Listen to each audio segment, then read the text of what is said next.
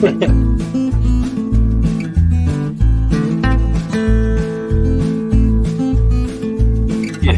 sorry.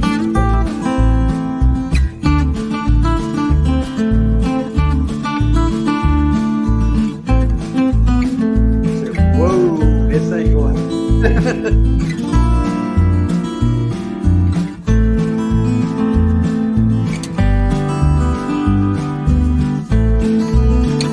Be down the side.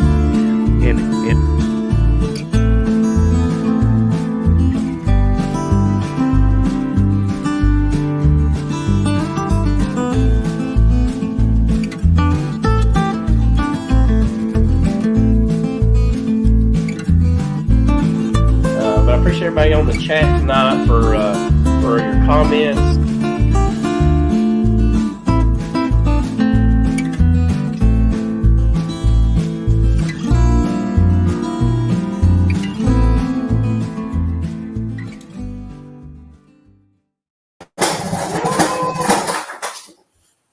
Wow, that's the way to start it out. We welcome everybody to the Bee Connection today with a boom. And we appreciate all you people out there in the Bee Nation that is in our chat tonight. You guys are absolutely incredible. And we're just going to open it up some open chat, just kind of go through what's going on in the bee yards. And if you got any questions, just ask, and we'll see what everybody thinks. Everybody has their own opinions, and remember, folks, everybody does beekeeping a little bit different, and that's okay. That's the fun about it. Let's learn something. So anyway, so in my location, we have been doing pretty good. We've gotten a lot of the debris picked up after the storm here at the hurricane. I did get some bad news over the weekend that some of our beehives got knocked over, and it looks like we have a bear issue. And I think part of the problem is there's just nothing out there for even the bees or the bears or anything else. And there was actually a fire. It burned 700 acres or thereabouts in that same location. So if there was a critter in that area, I guess they kind of decided that it's time to move on and find a different place. And hey, here's some honeybee hives.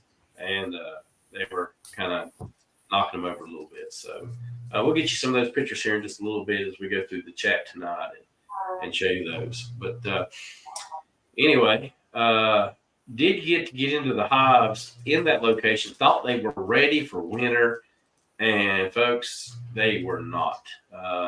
Looks like they were completely empty with the resources. So you got to kind of think about what's going on up here right now with no food, and it's warm, and they're already burning their stores right now. So it's really rough for us. Let's see, I think we may have a picture up here. Let's see. Maybe this is, nope, not yet. Okay, that's my house. It's a tree that fell down during the hurricane. Got close to getting that beehive that you see there in the picture. We still have not cleaned that tree up. It's making a nice windbreak right now for us, so might leave it there for the winter. So these hives are actually up on a little bit of a ridge. So those are some of the damage that we had. There's some of the bear damage that we received. They didn't really take any frames out. They just knocked the boxes over. So I'm just assuming this was a young bear, got stung and took off. That tends to happen. I did talk to the landowner, and I think our best bet is to move all 10 colonies from his location until spring. And maybe this bear will just go ahead and hibernate, and we won't have no more issues with him this year. And this is the other hive. This was the call on Saturday that I got, and the other columns you've seen was from yesterday.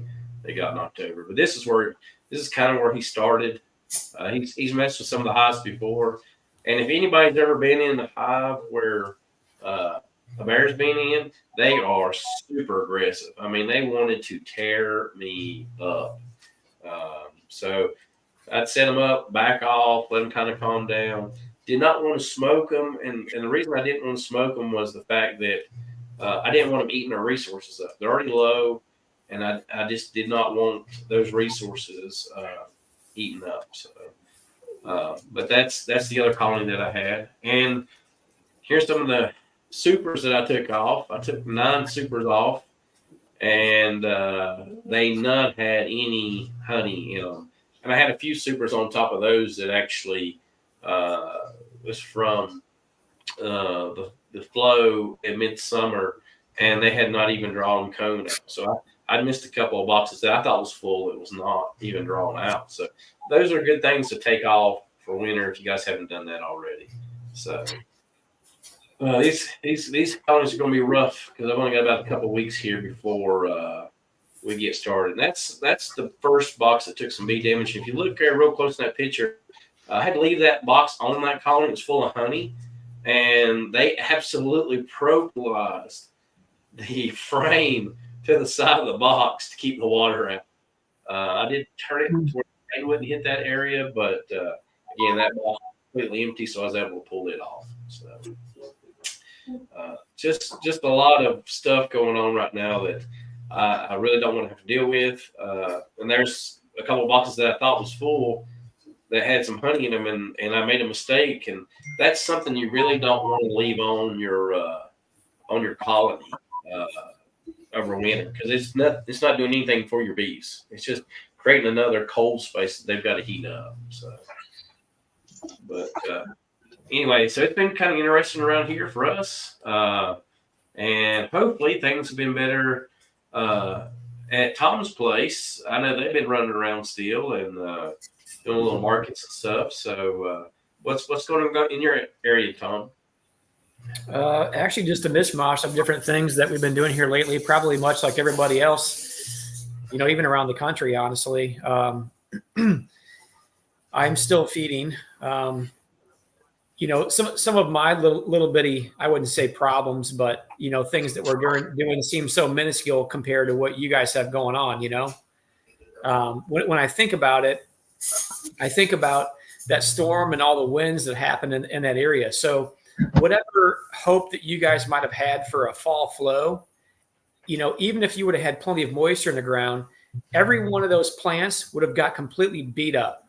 Yep. If they didn't get taken down from heavy water, they would have gotten wind damage. And, some of these blooms that you get on plants, maybe not the ones as much in the fall, but I'm going to say most flowers will, if you have too much wind or, a hail or things of that nature, somewhat kind of destructive, that will absolutely knock those blooms down and you won't get anything back, and I mean, because you're so late in the season, you basically forego anything. And like you had just pointed out too, kind of made me think a little bit, we might only think about it from a perspective of, honeybees or what little area we're dialed into. But if you think about it, it really has so much more to do with every other insect and animal that's out there that's foraging for a similar food.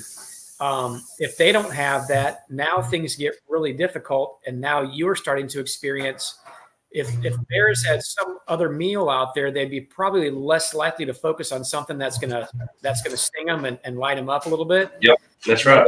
For an easier meal. But if that's not there, then and your hive seems like the easiest target they've stumbled across. Yeah, they're probably going to keep trying to beat those things up until they're either not there anymore or they've got something else. But I don't know. I kind of think about that, and I'm like, man, things around here have been really dry the last, since the hurricane came through, we got it was an inch or a couple inches of rain. But since that, we haven't gotten any rain to speak of almost whatsoever, not even just a little trickle. So things have just been constantly drying out. I mean, the only saving grace I would say is the fact that the sun hasn't been 90 or 95 degrees around here. It's our evening times or overnight hours are, in the 40s, maybe low 50s, mid 50s. And so there's not as much heat or sunlight to dry out what little bit we do have in the ground. But there really hasn't been a whole lot here for the bees to forage on as far as a fall flow. Maybe when it first started off, we seen something, but as the days just wore on, it just got even lesser and lesser. So I've had to actually feed quite a bit. I just mixed up some 2-to-1 sugar syrup, and I fed some bees the last couple of days, and I just mixed up some more this evening. I don't know, maybe an additional 80 gallons or so. And I'm going to try to go out and get all that fed tomorrow morning until we have to meet up. The Missouri State Fall Conference is here this weekend on Saturday. Right. And we have a meet and greet tomorrow evening at the our local beekeeping supply store, Isabee. So Melissa and I volunteered to help out with that. So we'll have our hands full this entire weekend. And then, so we'll be tied up all day on Saturday. And then Sunday we've got church, and I have to pick up 4 more full pallets of sugar, which is about 8,800 pounds. 2 of those I'm going to send off to a friend of mine, and the other 2 I'm going to keep. So I've gotten 4 pallets myself here in the last couple of weeks. So that should hold me the rest of this year. And fingers crossed, it may hold me next year, depending on what happens here. So it's just one of those things, you kind of have a small window to get the bees in really good shape and make sure they're fed up.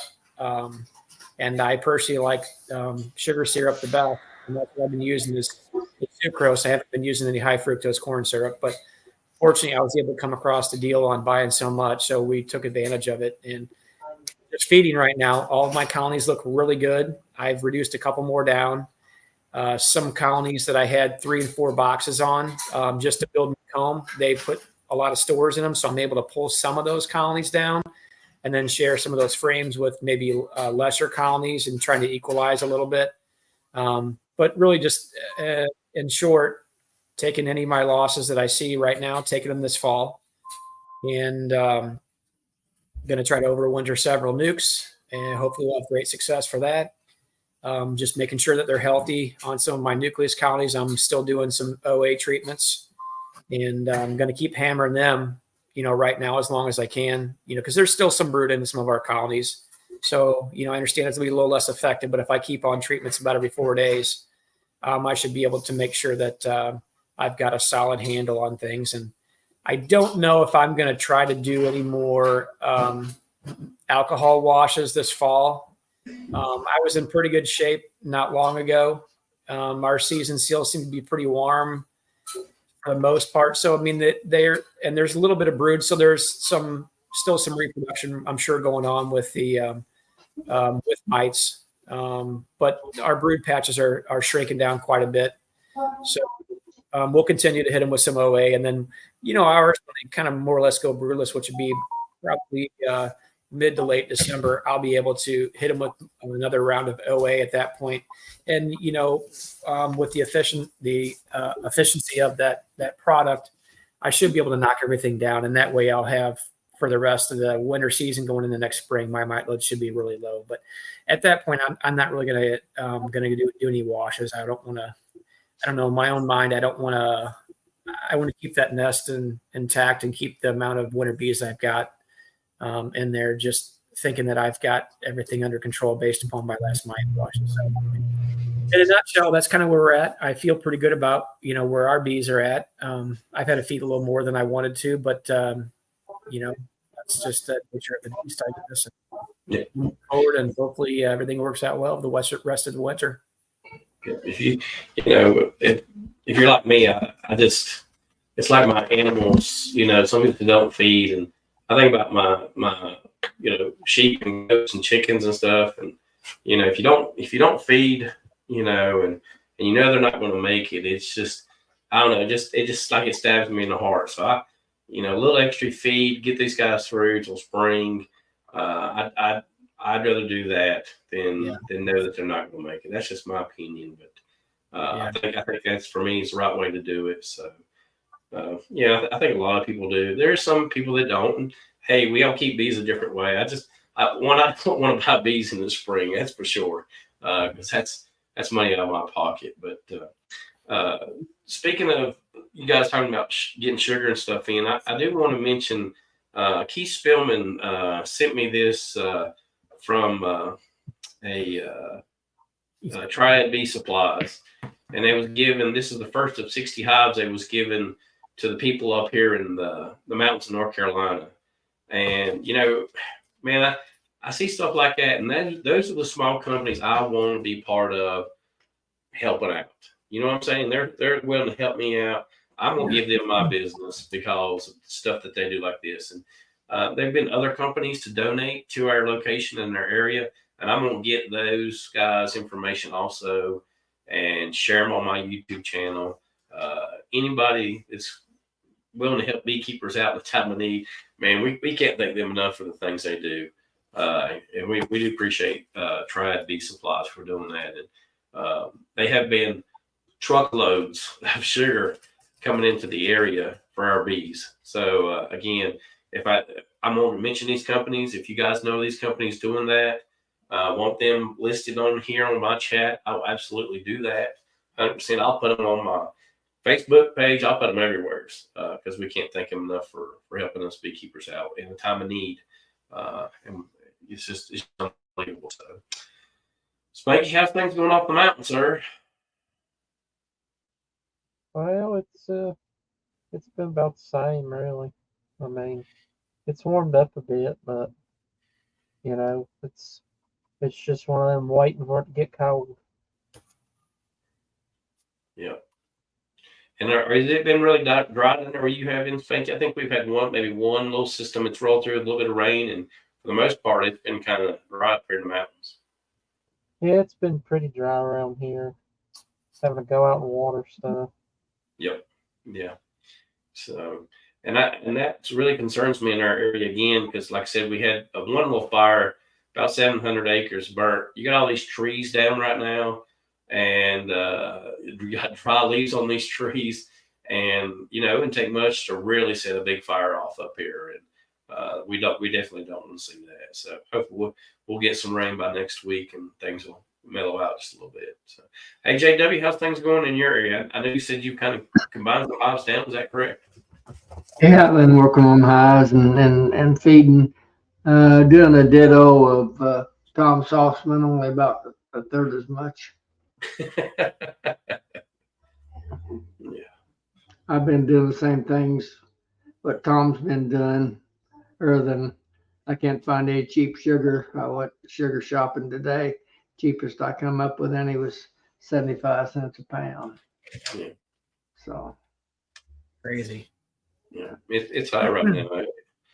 It doesn't seem to be anything cheap. I mean, to be honest with you, and when it comes to beekeeping, it's already expensive, but add a little more expense on that hurts. Yeah. I'm feeding about 20 pounds of sugar a day right now. Are you really? My goodness. And how many hives do you have, JW? I got 33 as of today, and I've cut down on some of my feed bill. I went from 52 to 33 here in the last 2.5 weeks, about 15, 18 days. So that's the way life is. We're dry here. We're in there's possibility of a slight possibility of a little rain later this evening, they say, and a couple of days next week is in the forecast, but so far what's been forecasting hasn't showed up. So we're really dry right now. They've got fire hazard warnings out. Okay. My area. So. Well, I will say it's good to have a certain feller that hides in the background and kind of puts pictures up from time to time. And he's been on vacation for about 3 weeks, I guess, and finally decided to come back home. And Lee, you got any pictures you want to share with the folks? Maybe a few of those scars you collected on your journey that you'll remember for the rest of your life? I don't know. Can you hear me now? Yeah. I'm still all mixed up around here and don't know what I'm doing anymore. I didn't even realize what day it was earlier. I had a text you. I'm like, oh man, it's Thursday. What are we doing tonight? Yep. I ain't gonna say an incident. It was rock climbing. It's gonna happen, but it was only about a 6-foot fall. I told the guy that was belaying me under it. I said, hey, I'm coming down. I just didn't tell him how fast I was coming down. I come down on top of his head, and we both rolled on the ground. I'm trying to see if I can get to that right now. Hey, you know what? You're telling the story and you keep trying to get me to go rock climbing with you. I think you're nuts. Oh, it's He fun. said- It, he said it it's only all hurts these for a pictures. second. Yeah. It's not the fall that's the problem. It's the sudden stop. Is that what you're going to say? Pretty much. Yeah. As Yeah. long as you got a good belayer under you when you fall, it don't really hurt that bad. And you got a halfway soft landed. He hits the hard rock for you. What if you weigh, say, like 180 and your belayer only weighs, say, like 100, 120? Is it going to be like a slingshot? Well, I was part of the problem. I'm 200 and he's about 150. So on the routes, whenever I did actually have the rope tied to him and I was tied off already, I would jerk him off the ground if I didn't have the ohm in. Yeah. Ohm's just a little device you put in there and it basically adds weight to your belayer. It creates some resistance. Is that what it does? Yeah. It supposedly adds about 50 pounds to the belayer. So that took up the 50-pound difference Yeah. between us. But here's a quick little shot, just me taking a fall on the head. This will be fun.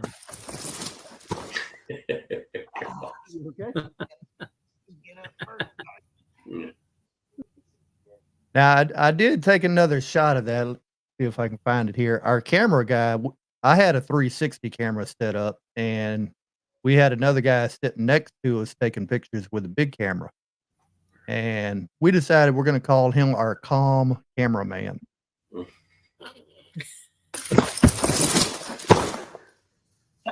You okay? Yep. Just get up first. All right. Bitch, rocket sharp.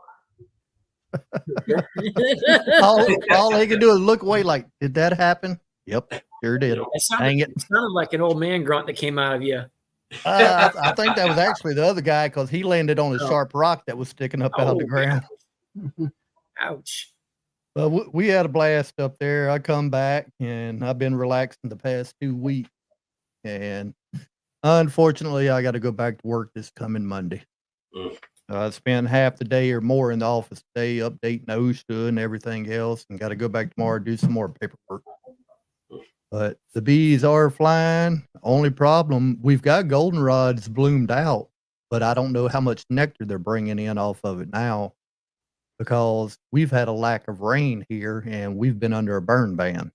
Now they are bringing in some pollen off of it, but as far as nectar, I'm really not 100% sure. I hadn't been into the hives. I've just looked at the flight pattern on the front, and they in and out the hive. They looking good, but it's just slow for us right now.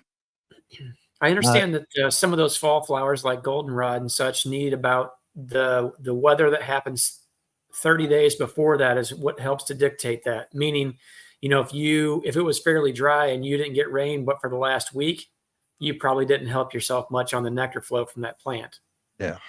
Now our thing was right before the goldenrod really kind of bloomed out and everything. We did have a bit of rain, so leading up to that point, we were in good shape. But now it's just so dry. I mean, it's dust all over everything. Yeah. So I mean, they may have got a little nectar when it first bloomed out, but I'm not sure about right now. Now, they do still have honey left in the hives because I got a bunch of supers that I just hadn't pulled off yet. So I may end up. What's that? Have you noticed if they've been in those supers at all, eating that? Last time I went in them, they had just like one frame. The very bottom of it had a little rainbow on it. Looked like they had uncapped, but that was about it. Now, some of the hives I've got still 4 supers on a couple of my hives. So any hive that's either no supers or one super, I may just take some of those and share it between all of them and leave it on for the winter. That way I ain't having to feed sugar or anything like that. Yeah. So what do you guys think about that with the goldenrod? I always felt like if the goldenrod started, right, and the nectar was flowing, and then if it got a little dry, maybe a week or two, and the nectar kind of stopped, do you think it kicks back up in those plants, or do they go ahead and just stop producing nectar completely? What do you think That's a good one. Because it seems to me like it just stops from what I see here. Yeah. That's pretty much what I've noticed. Like I said, unless you have that constant rain before they bloom and then a little bit here and there as it's blooming. But if it just stops and dries up and you do get a rain after a week or two, it's going to take multiple days to saturate the ground enough, get that plant to produce the nectar again. And by that time, it's ready to start dying off. Yeah. I mean, it's hard to say because ever since we've been beekeeping, I don't think we've ever got a decent fall flow. Well, there was 1 or 2 years toward the beginning, about back 6 or 7 years ago, we did see a little bit, but I think it's kind of like that as well. And I haven't looked specifically on that plant, but I think once some of those nectaries start to dry up, you may not be able to stimulate them again. You know what I'm saying? It may be too little too late, you know, trying to get them to produce a nectar source back after that. I don't think it, you know, even if it was producing a little bit and the bees were working it, you know, they might be bringing some in, but it may be slowly drying up. And I think that, you know, because that bloom is so short, you know, maybe a few weeks at best, I don't think that you can expect to see a nectar flow, even in a great condition, you know, the entire time the bloom is happening, you know, because there's a period where you can still see a bloom, but it looks like it's starting to lose its color a little bit. Right. And my guess is the nectaries have already dried up at that point. So I would think My it's too. personal opinion is that goldenrod is the poor source of nectar any year. The goldenrods I have in my area, I don't notice it being a nectar producer. Pollen, yes. Nectar, very little. Yeah. And that's year after year after year after year after year. I think like if I I said, had a choice, if I had a choice on that plant, if they said you can either get pollen or nectar, but you can't have both, personally, I would take the pollen because I don't think you can.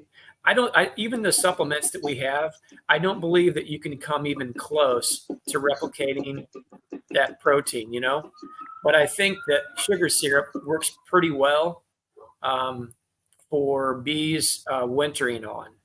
So I don't know. That's just my feeling on it.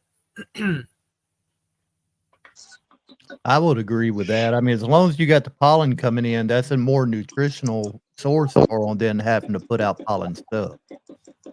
So, I mean, if they can bring the real pollen in and we could substitute the liquid with some sugar water or apis or anything like that added to your sugar water, Yeah. it would still work in their benefit. I think so. Yeah, I agree. Yeah. Yeah, I think that what Donald House there saying only one fall flow in 10 years for him. I'd almost say that's probably normal for goldenrod. Yeah. Hey, Mr. Dodd, I seen you had commented on the Missouri Beekeepers earlier and tagged me in it. And I wasn't quite catching on to what you had said there about it. You said it looked familiar. There was somebody that had in Missouri had an open air colony, which was kind of odd because I've never seen one here in Missouri that likes that, you know, this late in the game. But anyway, he tagged me in that one and said it looked familiar. And I think he thought it was mine. And I'm like, oh no, that one's not mine. But I said I wouldn't go chase it down. And the one that I have is still hanging in the tree. I was still waiting for JW to come out and help me with this. But you can see right now he's sitting in looks like his doghouse. I guess his wife kicked him out. I'm not sure. He was probably being sarcastic again. She got sick of it, but that's just my guess. But you know what? Nonetheless, there's no judgment. I still like the fella. He's still my pal. Yeah. Well, I wish I could say the feeling was mutual, but I'm starting to lose hope now. What if I bought you lunch? Would you like me then? I'd rather have sugar. Hey, I told you I'd give you some of it, just not all of it. Hey, Philip, what you working on there, brother? I'm stenciling my boxes. How y'all doing? Doing pretty good. Yeah, I'm putting my name on my boxes with my stencil. Oh, okay. So did you get that Can you hear stencil score and bores? Is that correct? No, I didn't. I actually cut this one myself. I don't recommend it because it took me like 2 hours to cut the damn thing out. But You need a yeah, well, I tried doing that, Melissa, but it just got all furry looking. It didn't come out sharp. Really? Mine did that a little bit. It wasn't perfect, but I was okay with it. Well, I think the difference is on the back of this little piece of plastic, I took it's just blue tape, but I stacked up like 7 pieces to create a little bit of a standoff. Because when you stencil, you don't want your stencil to touch the surface. You want to push it down and it should pop back up. But if you use the same stencil for spray paint, that spray paint goes in and goes through the stencil and goes out. So I think if I didn't have those standoffs and I held it in tight, I probably could use spray paint. Yeah. Yeah, I got the couple from Tours and Boards. Yeah. Not, let's see, it would have been 2023. I picked up Yeah. a couple, and he sent them out to me, and that's what I used on my new pieces. This is some thin plastic I got from like Hobby Lobby. It's not real thin. It's pretty thick for plastic, but and it does hold up to my paint thinner when I clean it. But if I do it again, I'm going to try to find somebody with one of those cutting machines, those cry cuts or whatever. They'll cut it out because, man, it took forever to cut it out with an X-Acto knife. It was painstaking. I want to try to do a what's it called, screen print, because I know how to make. I took a class in college and learned how to do that, and that way you could just put it on there and just wipe the ink, and it should go, in one move. But I hadn't taken the time to make myself. I bought all the stuff I need to make the screens. I just hadn't taken the time to make one. I would be interested to know if that would actually work, honestly. Yeah, I don't know how it'll work in like the little grooves where the wood's kind of rough. It might have a problem in those little spots, but it's worth a try, I think. Yeah. Yeah. Tim says here, it's just us, or does Philip have a Mr. Rogers look about him when he is in his shed? So who said that? Yeah. That was probably Tim from Gunline. Yeah. So what do you think about that? My question I need a little. before you I went need into little puppets. before you went into the shop, did you change your shoes and jacket? Well, I sort of did. I got out of my work clothes and I put on these painting clothes. So yeah, I sort of did. Tim, the answer is yes.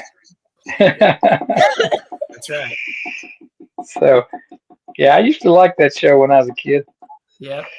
Mr. Rogers. And that rabbit. Print a stencil or print a logo Or on cat. the box. What do you think, sir? What's that? I was asking Spanky if he knew if what he thought about whether you could print a label or something on a piece of wood and use that as a label for your box. You think that? Yeah, I wonder about that. I've done labels. I've printed out stencils for painting, all kinds of stuff. You printed out stencils? Oh yeah. Cool. It just depends on what you need to do. I printed out a stencil for my mailbox to put the U.S. mail logo on it. So Yeah, that'd probably be pretty cool to have a stencil that had just some little offsets on the bottom. Print it pretty thin as it would hold together, and then print the offsets, on the bottom so it would have that little bit of a bounce. So that'd be really, really cool. I'm gonna have to get with you. Give me a price to make me one. I just used a rattle can for my stencil. A what? Spray can, rattle can. Oh, yeah. Yeah, with that, you probably wouldn't want any standoff. Well, I took and I shot a layer of clear coat over the stencil first while it was on the metal. So the clear coat would go into any imperfections in between the metal and the printed stencil and would fill that in. So whenever I went back over it with the white, it would stay in the stencil holes. Well, which part of it would be metal? I thought everything you printed was in some kind of plastic. Well, I told you I made a stencil for my mailbox. Oh, okay. Metal. Yeah, and Joey's saying something about getting he wants a Brandon iron. That would be pretty cool. I think that's what Greg Burns uses for his boxes. He just burns them in. So. Yeah, that would be nice. I don't know how that would do over my painted boxes, but I would do it.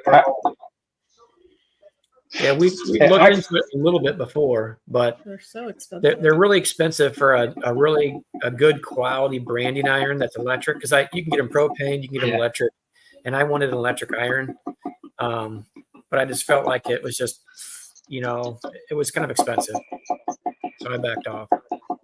So does anybody know the answer to this question? Do the branding irons heat with just a torch, or do they actually have a heater in that, or what? So there's two different ones. Yeah, Danette. Yeah, that's a good idea, Danae. So I think that you can heat them with a torch, or they have electric ones too that heat, with a thermostat. Yeah, I used to freeze brand all my cattle. branding. I've got the arms, but they won't say Via. They'll say Mr. Wonderful. Mr. Wonderful. Hey, well, you know what? That'll work for me too, JW, because I identify as Mr. Wonderful, right? But freeze Mr. Wonderful pain in my butt. brand's old style for animals. So everybody's about going to freeze brands anymore. It's not near as hard on the animal. Well, here's the technique. I know. What's that right there, JW? I think his floaty popped. That's why he's in the shop tonight. Yeah. I tell you. I never seen a 5-year-old kid need bifocals before. I'm glad he's able to save the chair though. Yeah. It's still driftwood, Spanky. Oh, boy. You guys keep picking on me, I'll get out my green screen. All right, y'all ready for the big reveal?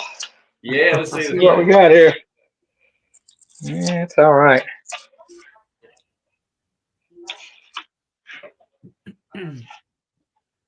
Let me just hold it way back. There we go. Looks good. Yeah, that is the good. So I did one. The second one I did was really perfect. It's about as good. It was not running anywhere. I picked it up to take it back outside. I'd stenciled it upside down. No. Yeah. So when you see that in my videos, you'll know. That's the third time I've done that. You'd think I would learn. Well, hey, you know what? That box, just put it on upside down. It's no problem. Yeah. Yeah. The frames aren't gonna fit. Frames aren't gonna fit very good upside down. If they propylize them, it won't matter, right? Well, you So, speak of Phil, how long does it take you to propylizing, stencil one of those? hard at it big time. Propylizing. I said, speaking of propylizing, my bees are really propylizing right now. I mean, they propylizing everything. Sealing it up, huh, JW? Yeah, Yeah. trying to. Yeah. Philip, how long does it take you to stencil one of those? I've got it down to about 10 minutes. It was about 15, but I'm getting a little better. Holy So cow. you got about 1,400 more to go? Yeah, This is my sixth one for tonight, but I had to stop after 4 and clean my stencil off because it gets kind of messy and the paint gets underneath it and all that. So it'll do about 4 before you have to clean it. So it's kind of a pain though. I got to clean it again after I do this one. This is my sixth one. This is the last one I have ready to go. So, but yeah, it is a pain. I'm not recommending it for anybody. I just gave it a shot, and I'm going to use it for a little while. Hell, it took me 2 hours to make the damn stencil. I might as well use it a little bit, right? The honeybee compound said, Phil, have you tried using a roller? A roller? Yeah. That's not a bad plan. I've got a roller too. Because you're taping your stencil down. Yeah. Hold on a second. Yeah, we could do this together. If you had one of those foam rollers, those would work best where it has almost no nap on it, Yeah, exactly like that. I don't know. I think you just need to order a metal one from Scores and Bores so you can just spray paint them. I agree with that. I think you're right. You can pick those up at Nobby if I go to Nobby, right? I need more excuses to go to Nobby. There you go. And there's poor people, Philip, that do that for a living. You know, you get hard done. That's the poor people's me, JW. What are you talking about?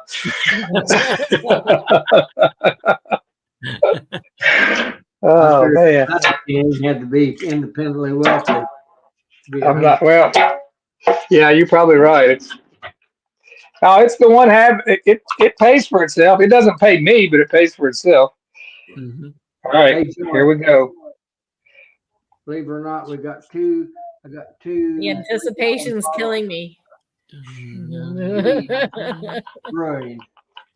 Well, so while you're doing that, Philip, Joseph Rollins says that's the way bootleggers used to mark their brood, upside down labels. Mm-hmm. You used to mark their what? Used to mark their brood, their beer, or their liquor upside down. Liquor, yep. Oh, you talked about the liquor. Okay.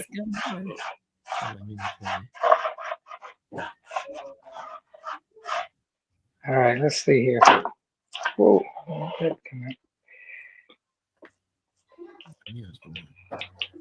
That's what I would think, James. I think spray paint might be the answer. Spray paint won't work. I've already tried that. I know. I think I just take that stencil you have and put it flat on there without the offset and spray it and see how that works out. Yeah. We're gonna try this. Who was that suggested the roller? That's a honeybee compound. Yep. All right, let's see what we got. They say more than that. Can we get a drum roll in there, Lee? Yeah. Drum roll, Mr. Lee.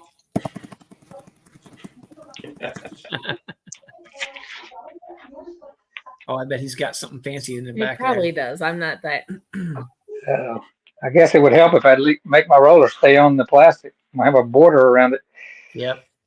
Well, just make the border even across there, and it'll be good. Yeah. Yeah, that's the only thing about the roller.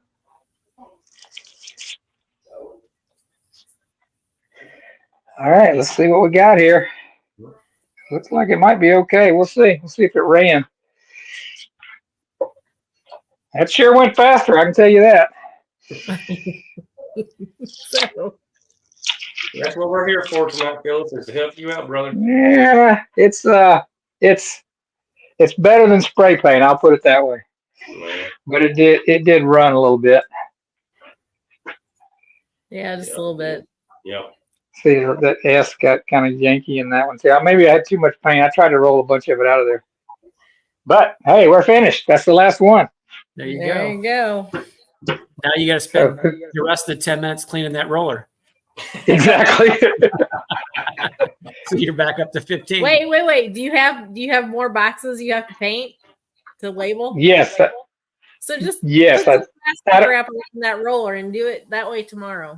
Just No, I don't have any that are ready. I still got to build the boxes for the other one. So, yeah. Where did you get your boxes from, Philip? I make them myself. Awesome, man. I had a customer that they were tearing out some shelves in the stock room for a Tyler Sporting Goods, and I got about at the time it was like $3,000 worth of plywood, CDX plywood out of there. Yeah. And I've got a big stack of it out at the farm, and I just been building my boxes out of it. There you go. Here's one of the end pieces right here. Yeah. I just do a simple rabbit on the ends. Yep. So I just do that on my table saw with 2 cuts, and then this is the routed joint in the middle so I can divide it into 2 newts. Yep. Yeah, and that's why when you see the stripe here, I put this stripe on the ones that have a rabbit, so from the outside I can tell which ones I can divide. Oh, that's very nice. Very smart idea. So.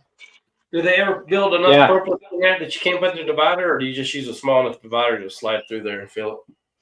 It's a 1/2 inch groove, and I try to use a 3/8 inch divider. Very smart. So there's a little play there. Now they will propolize them if you leave them in there too long.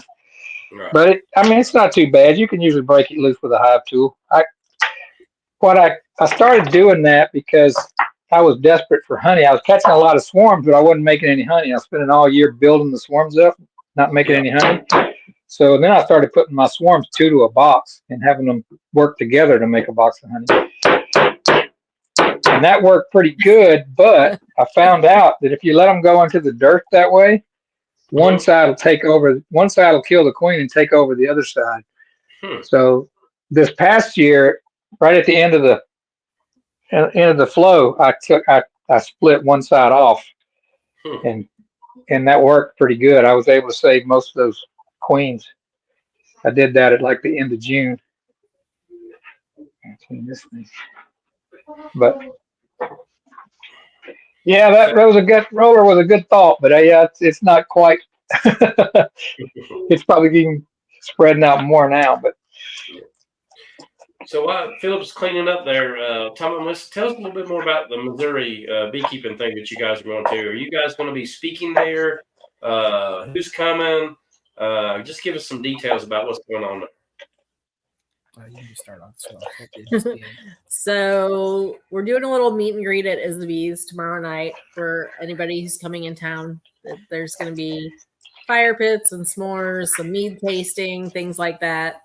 So if you are coming and you're coming early tomorrow, come out to Is the Bees and hang out for a while. But the keynote speaker is Larry Connors, and Sheldon Brummel and Courtney Brummel. And honestly, and Teresa Martin. And honestly, I don't know too much about those last three, but everybody knows Larry Connor has a lot of books that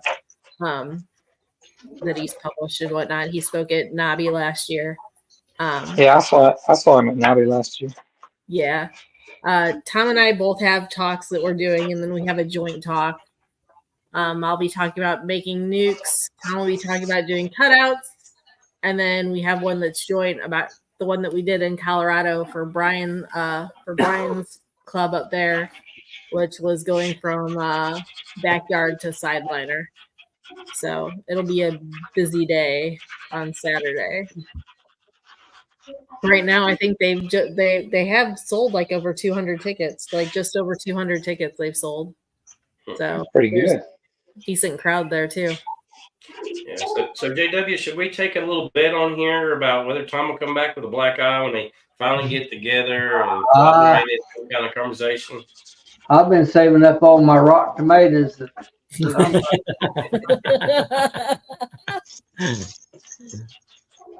Are you going, JW? No, I'm not telling.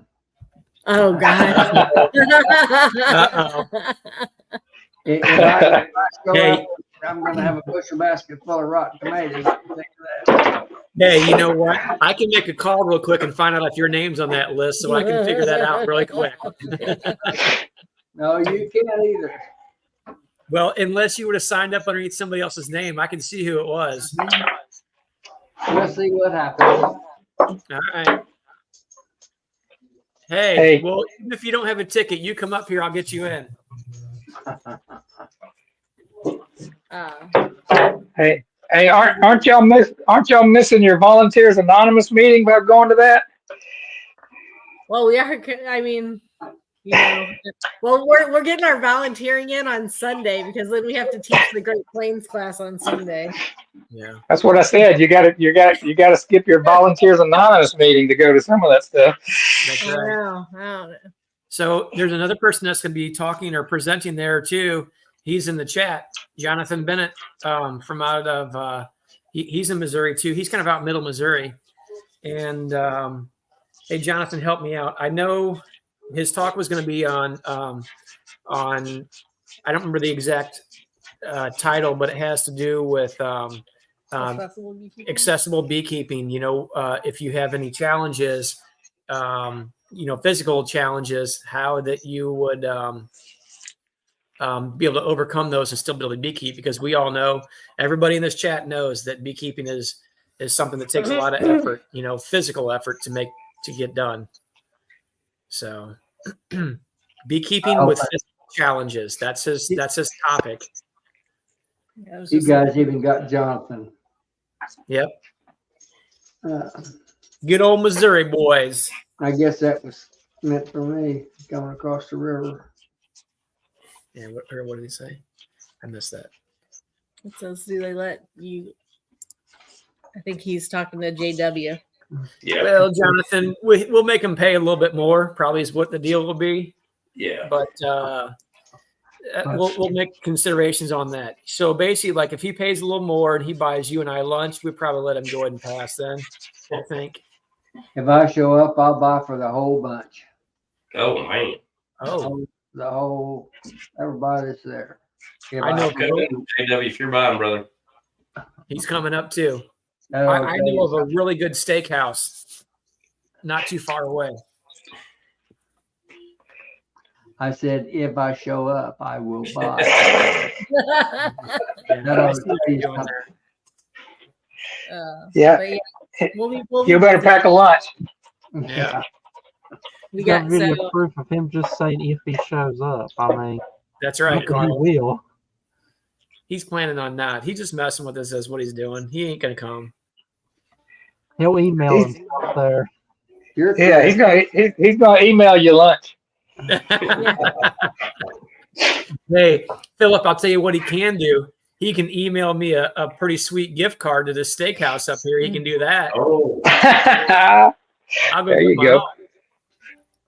So tomorrow, actually, start off the weekend. I'm going to do a presentation at one of the local elementary schools. Tom's going to go feed bees, Mhm. and then we have to meet up at Isabee's to set up for. See, we're getting our volunteer hours in Friday. We got to set up for the meet and greet, and then do the meet and greet Friday, and then do the conference all day on Saturday. What the heck? Someone step on the dog's tail? Yeah, somebody did, didn't they? I think so. Sound like the dog got stepped on. Yeah. Is Boz okay in the background, JW? Yeah. Where's Boz at? laying underneath my feet. I just Is he?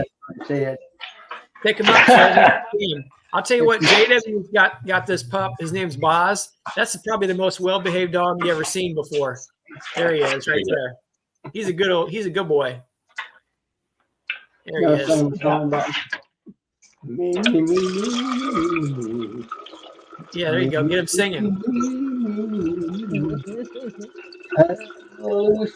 He'll sing. He's my buddy. Yes, sir. He's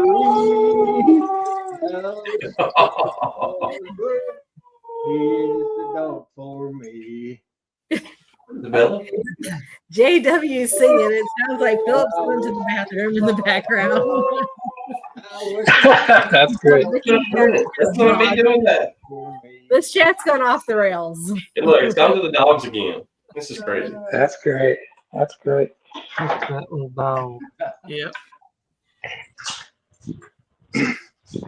I had an uncle that had a couple of little dogs, and when he would feed them, he would tell them, he'd say your prayers, and they would get down. They would get down on their paws, and they put their head down. And they'd go.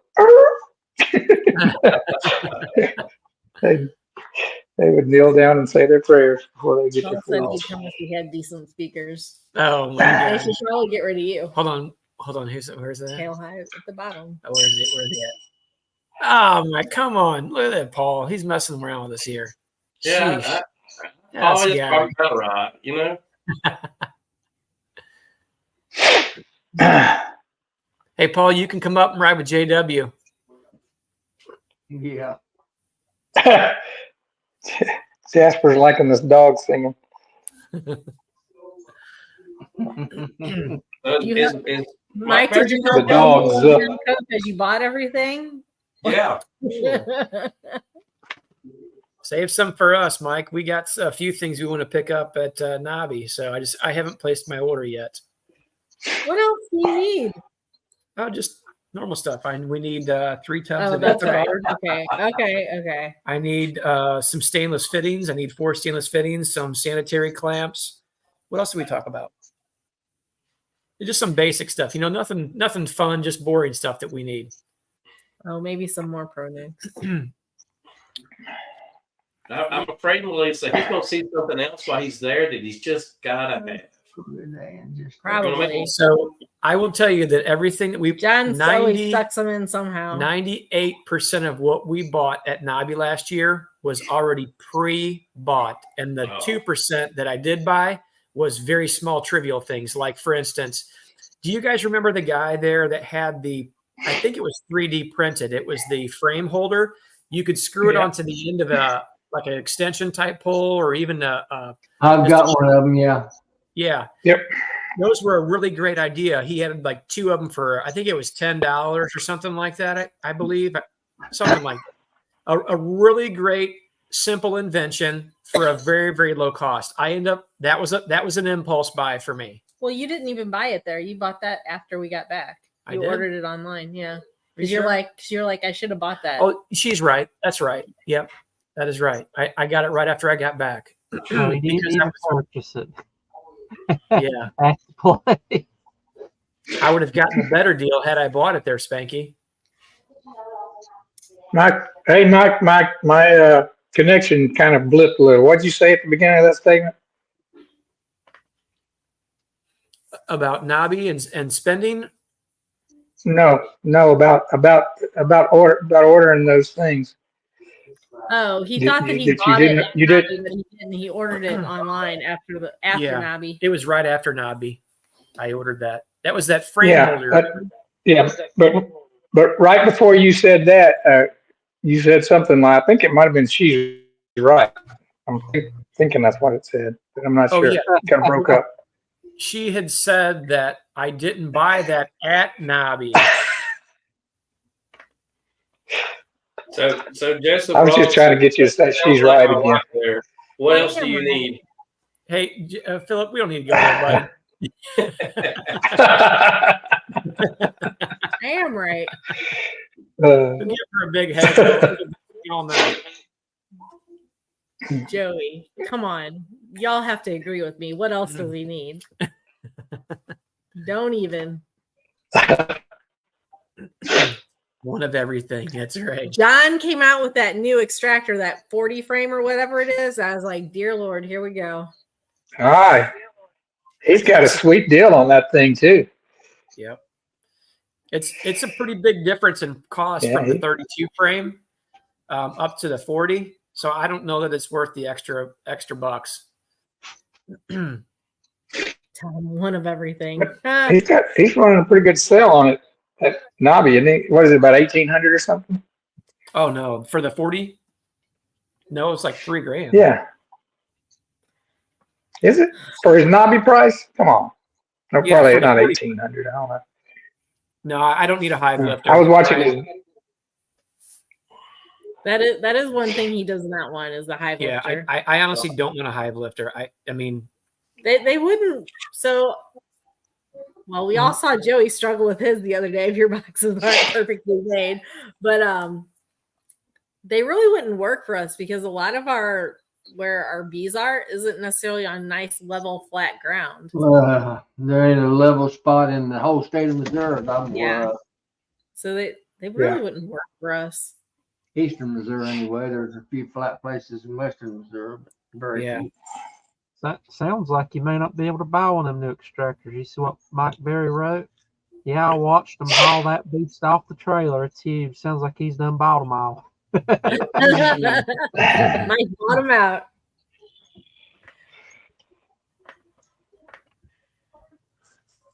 Well, okay, here you go, Philip. So the max 32 is basically 2,000, and the max 48 is $33.99. So there's $1,400 difference in the price of that. Oh, okay. And is that the Nobby price? Correct. This is on his Hilco Nobby site. Gotcha. Okay. So normally the max 48 is $38.99. I think it's 38. You want me to read that for you, old man? Sure. $38.99. $38.99. Oh, so I was right then, huh? Yep. And so it's discounted to $33.99. Mm-hmm. So there's a few $100 savings, and the 32 is $2,300 normally, and it's down to $19.99. So you're saving 400 there. It's $23.99. I know one thing I'm getting is a radiant wax melter. Oh yeah, the solar. Yeah. Yeah. He's got a good deal on those. Oh, absolutely. I love those. Those are worth every penny. I'm going to get one. I did an old man mess up a couple weeks ago. I don't know if I told you guys or not, but I had some wax that had some larva and propolis in it, and I put it in my crock pot, and I forgot about it for about for about 3 weeks. I walked out in this house that I've got behind me, had it sitting over there on that bench, and I opened the door like to knock me down. I bet it did. Ugh. I think it is. So yeah, that solar wax melter, that works amazing. Like we put the crappiest comb in there and still get beautiful wax out of it. yeah. Solar wax melter is $166.50. That's what I want for my birthday, Tom. It is? Thank you. When's your birthday? Whatever day you want it to be, just get ordering it. Well, you know, it's a tomorrow? good thing. It's a good thing it co-aligns with the day you're going to drive down there and buy them all dinner. You know, that's such a nice coincidence there. It is. Uh-huh. That's right. PC says my solar is gone for the year. Yeah.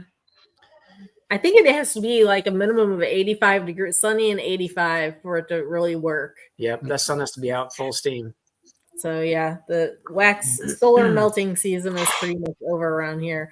The stuff that I have in there, I'll probably have to take the heat, either leave it in there till next year or take the heat gun to it to get it out, and which I'll probably just leave it in there till next year. Yeah, she's gonna leave me the mess to clean up. So it's not a bigger extractor he's selling now, huh? So Brian, I think before I would buy a hive lifter, I would try to make myself a poor man's no, not the Hummer-Bee. The easy loader. The easy loader, like Ian's got. I would make a poor man's version of that, and I would mount it to a trailer, the front of a trailer, so I could swing it to a flatbed on the truck, and then a flatbed on the trailer. I think that's how I'd work it. Yeah, the easy loader will mount on a trailer. I've seen people with that on some videos. Yeah, I wouldn't buy a truck specifically for beekeeping. It'd have to be used for multiple things, so I wouldn't want it mounted to the truck. But I would definitely put one on the trailer. Well, wasn't that one that they had for the demo at the Nobby last year? Wasn't that on the trailer, if I remember correctly?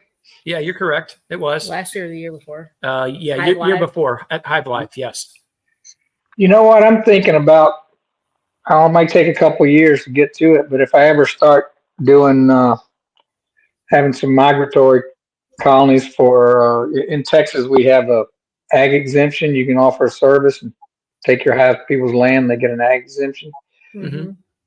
I'm thinking about getting a mini skid steer with some forks on it, and because I can take my 20-foot trailer, dual axle trailer. You can put the hives on it, and that little mini skid steer doesn't take up that much room on the back end of that. Yeah. Although it might be a little too much. Might be a little much. Maybe create too much lift on the tongue, though. I don't know. If you park it on the back of it. I can give you a little experience pointer on that. What's that? I think Tom might agree. He may not agree with me. Skid steers are not too good for beehives. They're too rocky. Jerky. Yeah, herky jerky and rocky. You'd be better off with a little tractor with the front end loader on it. So I do know a couple guys. I do know a couple guys that use small skid steers, and what they've done is they've modified them with the fifth wheel on the back. I think that's what they call it, a third wheel, where it's a hydraulic arm that comes down and it's just a pivoting wheel. So you basically pick the back of the machine up, which is usually not that heavy. It takes the two back tires off the ground. So you're using your front two tires to drive and steer, and the single rear tire, which is pivoting. And then they'll also take the boom arms and they'll modify them, and they'll put a a mast style lift like you would see on a forklift on the front of them. So I was gonna do those. I was gonna do the track loader though. I wasn't gonna do the wheels. You mean like a mini track loader? Yeah, exactly. Yeah, like a little MT55 or an MT100s, like if the Bobcat version, or you could even do the Toro version, which is which is a little bit lighter yet. I've used those before, and they're fairly stable. Yeah, the Toro lifted like 750 pounds or something like that. Yep. You could even get by with the gasoline version of that, which is a little bit cheaper than the diesel, because you don't need a whole lot of power like for digging or anything. You just need transportation. So that would work. Those things, some of those things have a pretty darn high lift on them. I was surprised. Some of them will lift like 6 feet in the air. Yeah, definitely. Higher than that. Well, the bigger ones will lift up higher, but the minis. You can get them like 3 feet wide and 4 feet wide, or 40 inches, I think. So a buddy of mine had an MT55, which will pick about 600 pounds, and it was 42 inches wide. And then he had the opportunity to sell that. He bought an MT100, which will pick 1,000 pounds, and that one is also 42 inches wide. And when one of our skids went down this last winter, the tracks froze up on it because we had it in the mud. We were using that to load our salt boxes, actually, because sometimes he'll borrow my equipment, sometimes I'll borrow his. So I've used that. Yeah, there's the MT55. I guess they still make that one, but they had a couple predecessors, which was the MT85 and also the MT100. Those make really great landscaping machines. Yeah, landscapers really like those things. They're handy. I know some guys that actually sold all of about one of their skid steers, and they just have several of those small mini track loaders because you can get those in and out of backyards in these small subdivisions much easier, and they'll haul quite a bit of weight. Yeah, and they got all kind of attachments for them. I was amazed at all the attachments they make for them. Pretty much everything you can put on a full-size skid steer, you can put on one of those. Yep. Yeah. Trenchers and hammers, and they even have some. If you can get a high enough lift, they even have some of them that'll drive a fence post in the ground. Yeah, I have an auger drive with a couple of really big bits, and we were using the MT100 when we were doing some volunteer work for the park service. This last fall, we were doing for the soccer association. We were donating a bunch of time. So my company and two other guys came out, and we had the MT100 with I have a 30 and a 36-inch bit, an auger bit for one of those, and that thing would turn that. We decided to use the 30-inch, and then the Hispanics opened up the holes for us. But you said 30-inch diameter? Yeah, they'll go up to bigger than that. That's huge. That is huge. The biggest one I have is 36, so I have a 36-inch auger bit. I mean, that's pretty big. If it's not completely rocky, like really nasty soil, that 36, that MT100 will spin that 36-inch and dig you a pretty deep hole. Wow. Yeah, Roy, that's what I was talking about, the stand-on.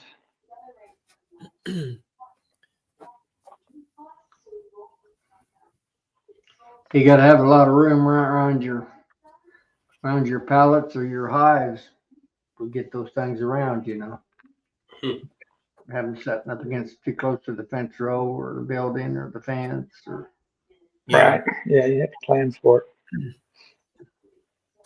That's even the case even with those hive lifters, I think, you have to have quite a bit of room actually to get them in around individual hive boxes. Yeah. Yeah. Joey has a great video he recently released that shows all that. Yeah. I have a small tractor, but you can't, once you get it on the trailer, not much else will fit on there. Yeah. Kind of like what Brad does. Brad's got that small Kubota with the front loader. Yeah. Yeah, mine's not quite that small. Mine's a 35 horsepower Branson. Oh, yeah. That thing probably takes up every bit of 10 to 12 feet of space. Yeah, it's 7 feet wide and probably, oh gosh. Closing forks on it, it'll be about 14 Oh, feet. yeah. Yeah, it'd be long.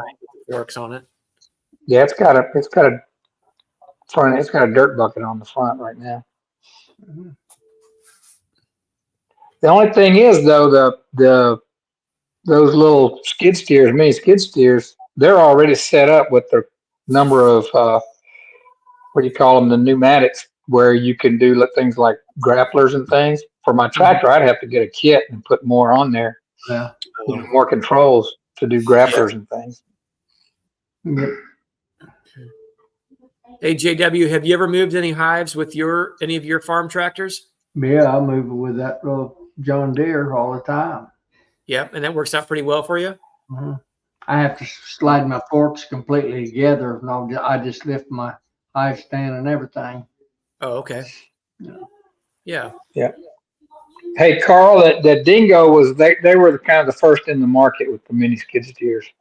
That was like they're the ones that started all that, and now everybody's got one.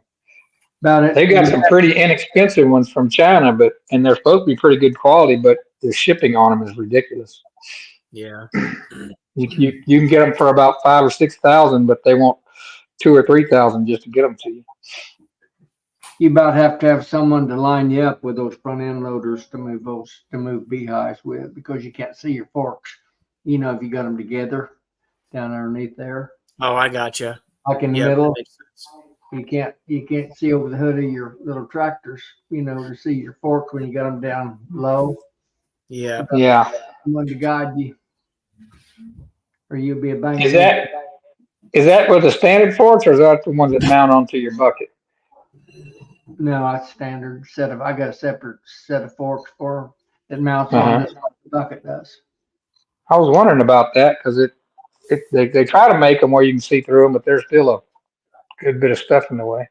Yeah. Yeah. That's the bad thing about them. That I use it quite. Oh yeah, I don't say frequently, but I use them if I'm moving several hives or something. Yeah. But I'm trying to get to the point I don't do that. Yeah, I think any one of those machines would work for moving hives. They're not the most ideal because they're a little bit, like you said, the skid steers are a little bit herky jerky. Yeah. And if you're on uneven ground, you'd want to go slow so you don't beating those bees up inside there. I had one, a track one that I tried to use for beehives. What I didn't like about it was every time you turn, I mow my grass around my hives. Yeah. Every time you turn, Yeah, they skin up the bad place and track jobbies. That's what I didn't like about them. that's why all the landscapers bring plywood with them and throw down to keep them tearing up people's yards. So Yeah, I think we've got 40 sheets of 3/4 inch exterior grade plywood that sits on top of the container that we load up when we have to go into one of these yards to keep our collateral damage down. Yeah. I often thought about buying those mats, but those mats are about $200 plus a piece. You just got to remember to strap your hives together, Joey, before you move them with one of those. Yeah, there you go, Carl. Johnson's got the right idea there. His this track wheelchair.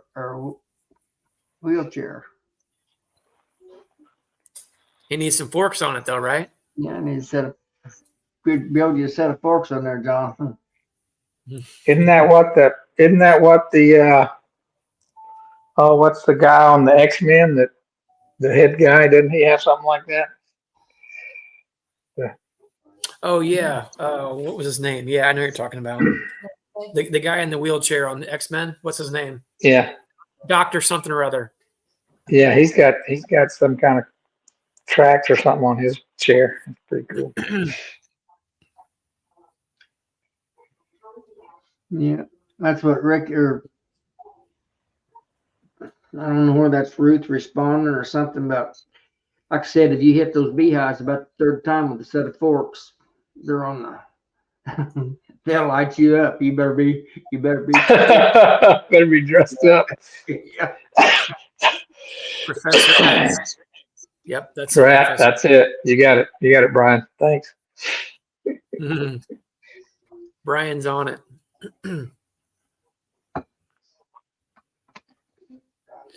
Hey, Jonathan, I'm going to try to remember, I'll have a note in my phone to bring that, the Warray Hive tomorrow. So before I head up that way, I'm guessing you'll be there tomorrow. If not, I can bring it on Saturday. I'll load up that Warray Hive and those components in my truck and I'll bring it up there.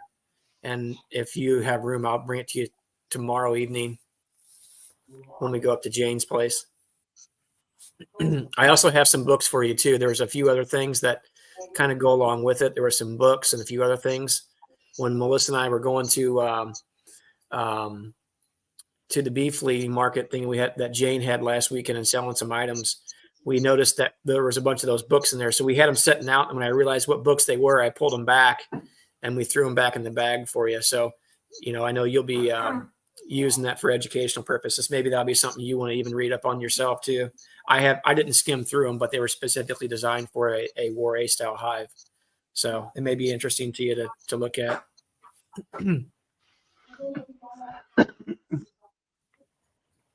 Yeah, I won't be at the church to help set up. They said that they told me they didn't need the help specifically. Dave Lofton did, but I will be up at Isabee's for sure helping set up because Melissa does have a presentation for some little ones tomorrow.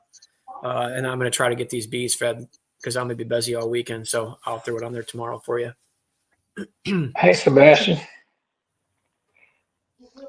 I fed till dark this evening, Tom, to get mine all fed up so I can go fishing early in the morning. You're going fishing tomorrow? I went this morning for a while.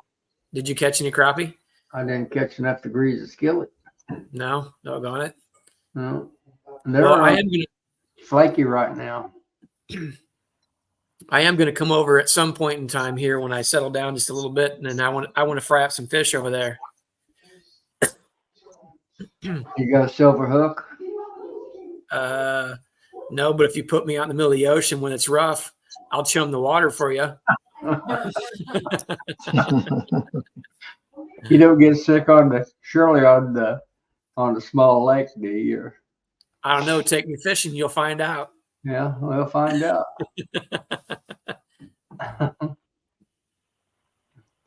JW's probably got one of those fish finders that you can see the fish clear as day and just drop the hook right in front of them.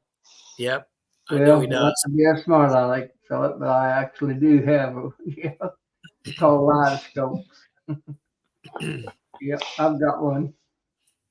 But that don't, I figured you would.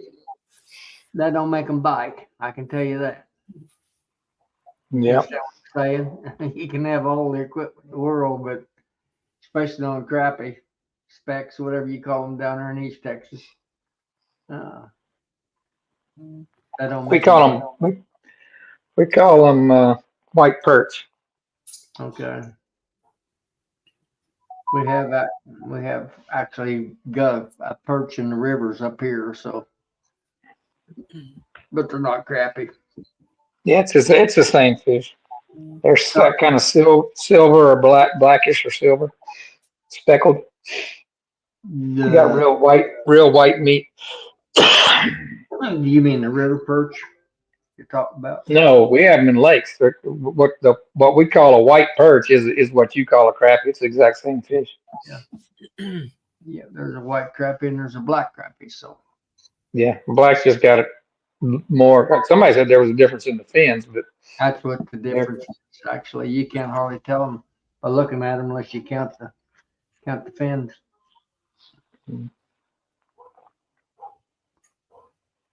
They catch them where I grew up. Well, some people catch them year round, but most people catch them in the spring when they're spawning.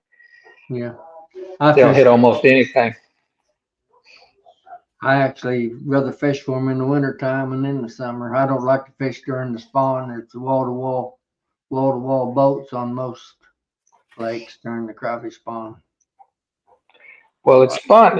I don't know if they allow where you guys are, but in Louisiana, where they would allow us to use those, what we call yo-yos, those automatic fishing reels. Yeah. And you could bait those up, and hopefully by the time you got to the end of your line, one of them would strike and you'd go back and start at the beginning and take the fish off. But almost always what happened was they waited till you drug your boat up on the bank, then one of them would catch, and you have to get back in the boat and paddle out there and get it. No, actually, mechanical devices are illegal in Illinois. Yeah. In Illinois, you can only have 2 lines in the water. Oh, really? Yeah, in Texas they're illegal too. Yeah, so. But I've fished in, Mississippi and Louisiana down there quite a lot. And, you can have 10 lines if you're so inclined. Yeah, my parents are on a Oxbow Lake formed off the Mississippi River 1,000,000 years ago. Yeah. And you can just go out on their pier and run those yo-yos down in the water at night, and you can come back in the morning and usually got a few catfish on there. Yeah. That's a lazy way of fishing, but it sure is effective. Mm-hmm.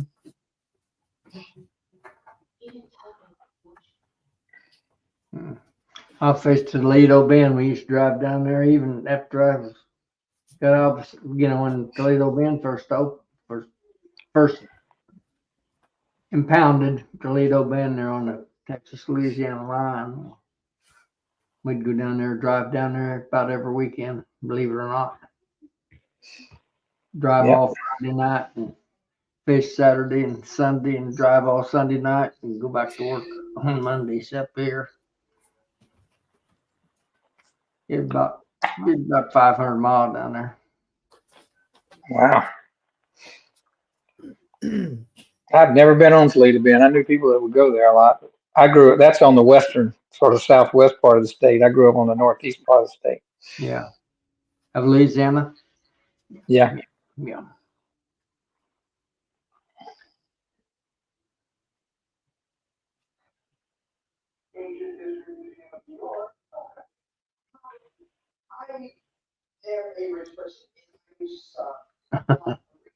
I used to, being the cattle guy, I used to have some cutting horses. I'd go to the cutting horse shows on occasion. The only 2 places I ever was in the country, and that's from Bozeman, Montana to, Florida, actually. different horse events. Got snowed in twice. Nashville, Tennessee, and Jackson, Mississippi. It's the only 2 times they got snow. Most of them was in the south. Yeah. If I can get my cheek. There we go. What happened to our mentor? Is he? What happened to him? He had to step off for a minute. He's going to be in the back. He's going to be in the background though. Okay, no problem. He's still listening in. Truth be told, I think you offended him, JW. That's what it was. I'm good at that. Probably what it was. I've got a doggone ad that's popped up here on my screen in front of my chats, comments, and I don't know how to get it off. I've tried everything I could think of, besides taking a hammer to the screen.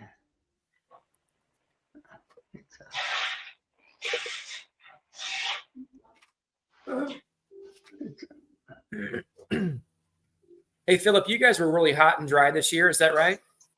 Oh man, yeah, it got up to at least 90 today, and it hasn't rained in a long time.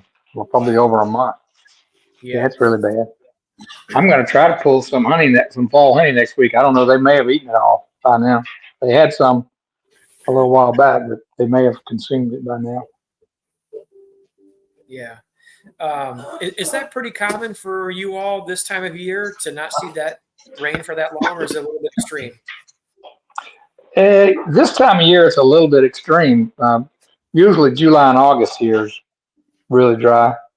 And by now we've had a little bit of relief, but September can be pretty dry for us too. But this is almost the end of October and we hadn't had any rain yet. I mean, that can be pretty typical of Missouri, what you're describing. I mean, you stayed here, right? You lived in Missouri. Isn't that right? No, I've camped in Missouri. Oh, I'm thinking of Todd. He's a good looking. Yeah, Todd's a pretty one. Yeah, Todd's a California cool. Yep, that's right. I'm sorry, Philip. I just had something I didn't know. I'll tell you what. I'll tell you what. I'm good. I'm good for more than just to look at, JW. Yeah, I didn't know if you guys would typically expect that kind of weather. Still this time of year. I mean, I realize you're in Texas, so that can obviously get pretty hot. But I didn't know what kind of rain you guys would typically see, if you ever even see a fall flow. Well, I've harvested honey here at my house the last 2 years, but I still haven't harvested anything down in the country, and this year's the same. But it doesn't seem like the dryness doesn't affect it as much here because everybody waters their yards, and I think it keeps the creeks and ditches full. So the stuff growing on the side, the bees are able to get something off of that. But this year it's been much drier than it has been the last couple of years in the fall. We had a super wet spring though, so it's not like the lake levels or anything like that have gotten down much. Well, we were wet all summer till about the last 30 days, and then our desert turned on. It hadn't rained. I haven't had a rain here for it's going on the 4th week right here at my premises. Yeah, I've got people beating down my door trying to get that fall honey, but it's going to be disappointing. Not much of it's going to sell out in like a month. I can only imagine what you might get would probably be pretty rich honey, because most of those sugars concentrating. I'm thinking if there wasn't much flowing, I feel like that it would be really rich honey. It's usually really, really thick for sure, and it's got a strong taste to it too. What's it test at, like, Philip? It probably tests around 16, 17, somewhere right in there. It's not. But yeah, I mean, it's not below that. It gets really hard to sling it out of the cone. Yeah, it doesn't crystallize or anything like that, though. What some folks do is they just add bourbon to it, thin it down, and yeah, they sell that raw. I like that. I wonder if I could get some moonshine and put in there and say it's a moonshine barrel honey. I'd probably get in trouble with the feds for that. The G men would be after me. Yeah. Not if you just request a donation. Well, I'm 80 years old and I'm doing it first right now. I've got my first batch of mead. All right. Still haven't gotten around to making mine. I think I'm going to my son, who stays here all day now. I'm going to have him make it. I think. That's one of my sons that is helping me with this deal. He's primarily doing it, but we're going to try some. I didn't even know what it was. Had no idea. Yeah, $20 for the glass bottle. Give away the contents. I like that. I like the way you're thinking, Lee. That's what most guys that I know that make mead, that's what they get for it around where I'm at per bottle. Yeah, I mean, when I did the math on what the honey was worth, then I was like, man, how can you sell this? But you'd have to put that price on it. Yeah. I figured I'd just pick up some old used beer bottles and stick. That's what I use. I use long neck beer bottles. You got to get the ones that have the press on caps. I have a bunch of those saved up from when I used to make my own beer, and that's what I put my meat into. I figure Get you a little capping machine. Get you a little capping machine and buy the caps from a brew, brew supply place. I wouldn't want cappings. I've got corn cobs. Work just stuff. Yeah, you just need to. Yeah, you gotta have the ceramic jugs for your corn cobs.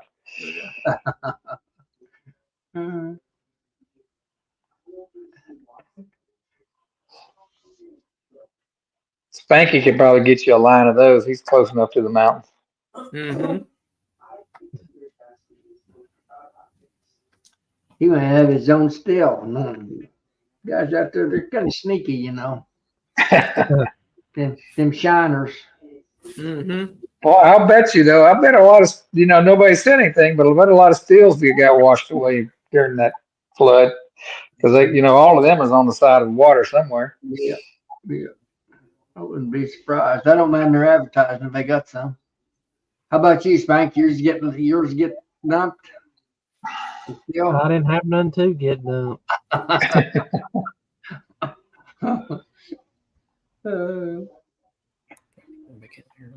Good answer, Spanky. Good answer. I used to coon hunt with a guy when I came to Illinois. That was or came to this area here. That was had a still. They made. And his brother had a little old bar, and they sold bar whiskey out of the same bottle there for 20 years. It was all their moonshine they had made.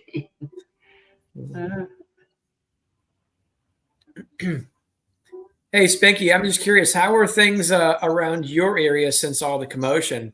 Are things starting to get a little bit back to normal for you there? Yeah, they're still working on the lines and stuff, so it's going to be a slow process. But I'm guessing, obviously, you have electric, and then do you have internet, or is that through your phone, or? Yeah, we've got internet back. Okay. Yeah, it's just there's still trees down and lines that you got to get the linemen out to fix. Yeah. Now you're kind of in a township area, aren't you? Yeah, I'm in the city. Yeah. And have things calmed down there as far as people's attitude and such? I know that can get a little crazy when times get tough. Is that kind of settled down a little bit? It depends on where you go, They were all hitting up the gas and stuff. Now they're all hitting up the D-Snap building. Yeah. So have most of the fueling stations around you and some of the grocery or supermarkets, have they opened up to some degree? Yeah. Okay. So at least some of the basics are being supplied then. Yeah.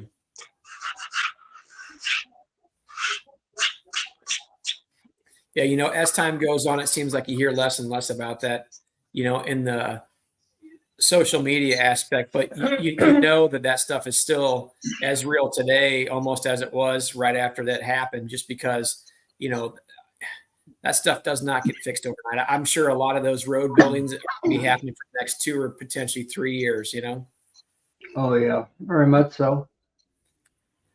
I've never had the opportunity to go out to where they're at in that area and kind of, like the Chimney Rock area or Asheville, I believe those were kind of a touristy areas, probably in the summer months. And I never had the opportunity to see any of those. And I'm kind of guessing and wondering that probably most of those places will never be the same. Some places along those rivers will probably never get rebuilt again, or if they do, it'll probably be, a decade or better. Well, those bridges are going to take a long time to replace. There's a lot of bridges out. I can't help but to wonder if they reroute some roads around areas like that, because I think the last time it flooded like that, wasn't it around 1916 or somewhere in the early 1900s, wasn't it? That took place? I don't know, JW. Was it JW? You remember that? I don't remember. I was just a baby in 1900.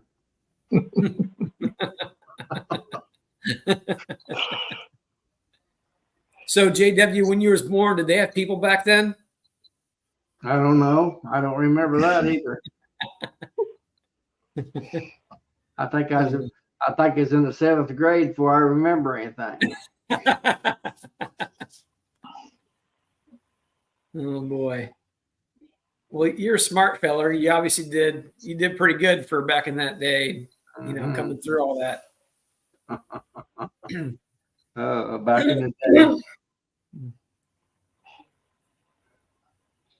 I've got a friend here that's we were talking about, the wife came in this afternoon and said they were celebrating their 70th 70th wedding anniversary. She thought that was a big deal. I said, heck, my mom and dad made 72, you know, Oh, really? before she passed. Yeah. So that is That's a big deal. Oh, absolutely, it is. We'll soon be 60, you know. Next April the 24th, I'll have the same one. Boy, can you imagine a woman being lucky enough to get to live with me for 60 years? Wow. She's one heck of a woman. Yep. One heck of a woman. I need to meet her, JW. I could bring her in here, I guess, and introduce you. Yeah, absolutely. Anybody that can put up with Yep. you or him or probably any of you guys.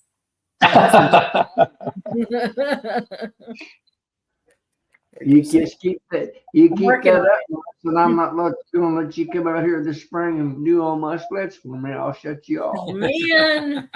Oh man. Tom's already promised me you'd be right out. Mm-hmm. I'll Yeah, I was send wanting to come. I was wanting to come to hear your little spiel. I did have a big peck basket full of tomatoes I'd picked off for to bring. And I was going to come to hear you. If you come out with all the tomatoes, we can make some BLTs. Yeah. See, always thinking about food. He says it to me, but it's him, right? Yeah.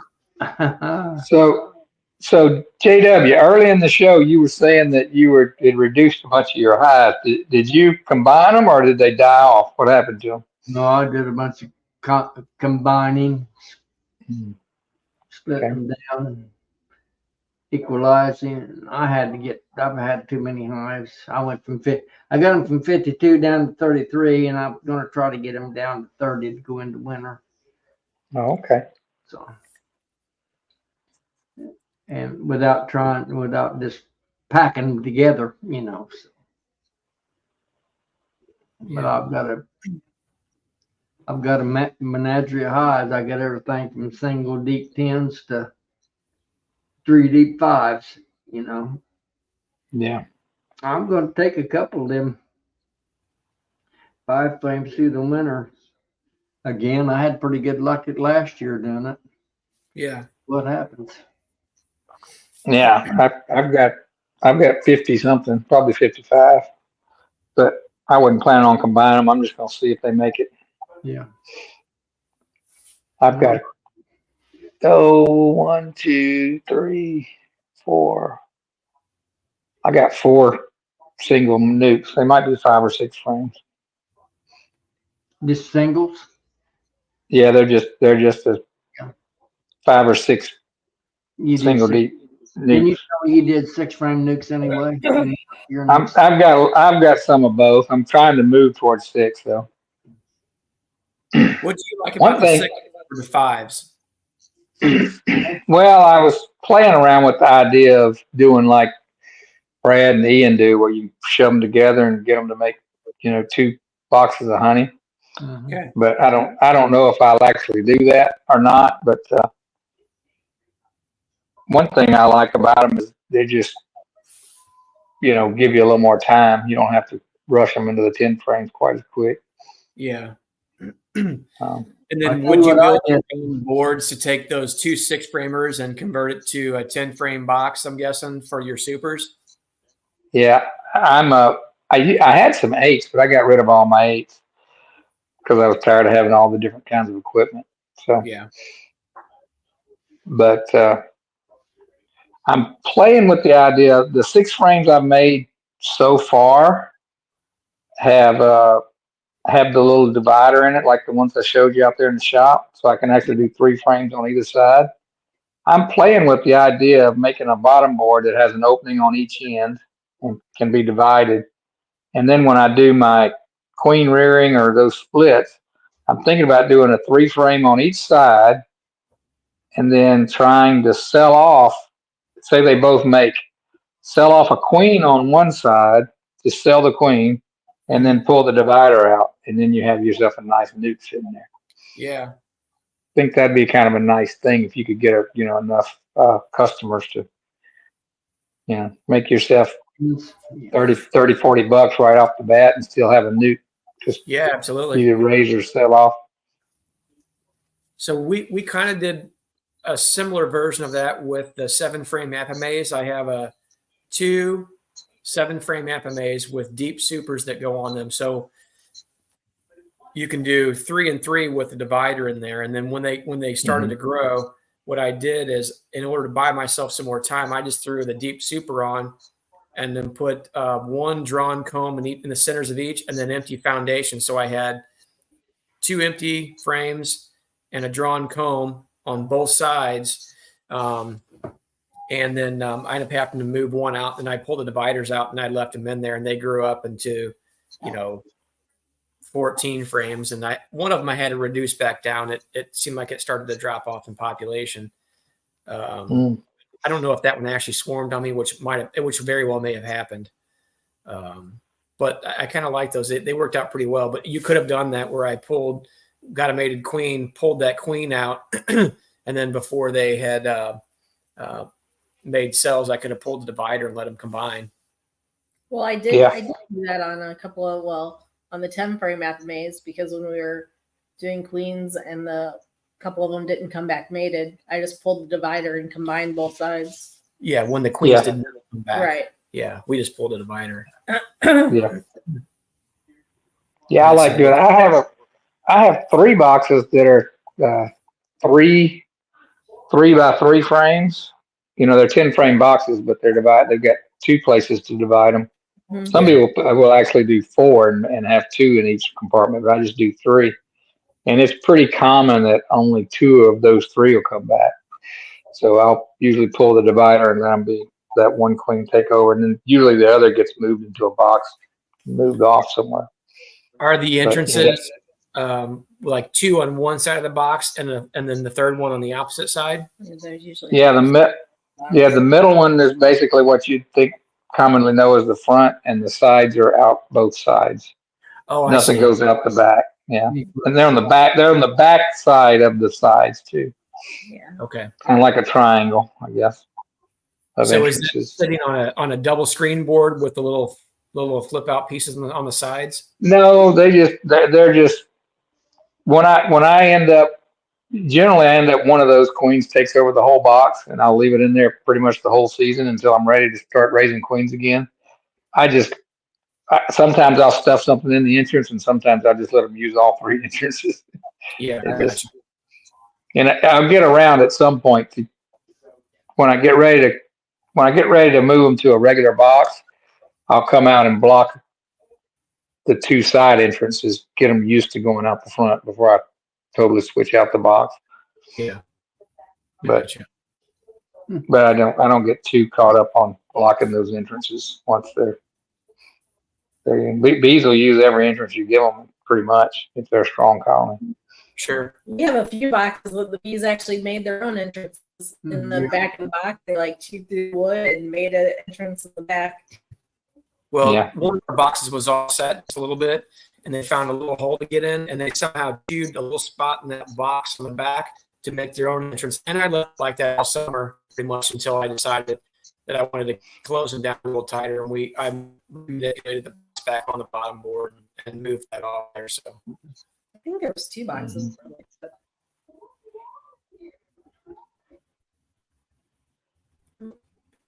Well, guys, it's after 10. I'm going to call it a night. Yeah. I don't know. Is Ricky still there? Yeah, I can see I can still see him in the background. Well, you can see his I can see his chair. I think he's still hanging out in the background. Yeah. I started my second batch of creamed honey this week. That was You just went fuzzy, Tom. You guys, you're fuzzy. You're fuzzy faced. Yeah, you're breaking up a little bit. Our internet connection seems to be a little low. But yeah, so I started another batch of cream honey the other day. So we sold 120 pounds of cream honey in 2 months. Wow, that's good. Wow.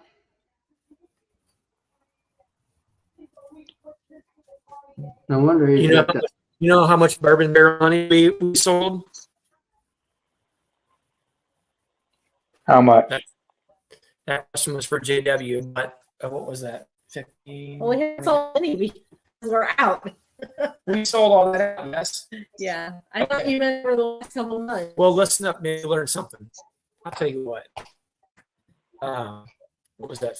15 gallons. 15 gallons, and that sold out pretty quickly over the winter time, actually.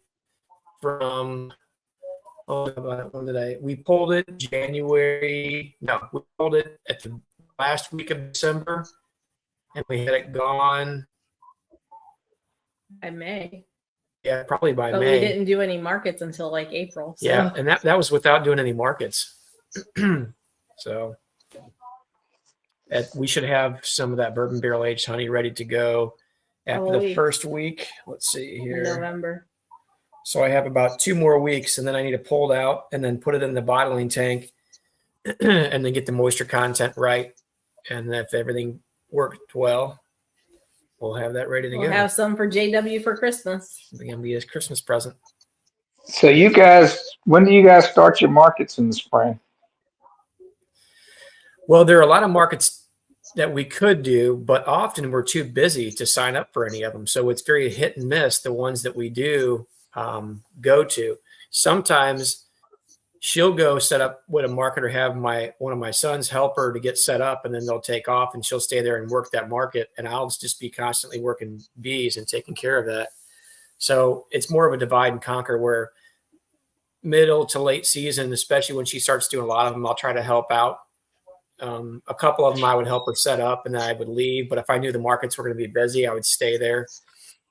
I'm trying to see them if I have it on my calendar. A lot of them were mid-season though, Philip. We hadn't really focused too much on them in the spring, but we have a few places that are kind of starting to this year seem like they're, I don't want to say relying on us, but. So our first big market was April 4th, or no, Yeah, May. pretty early. May 4th.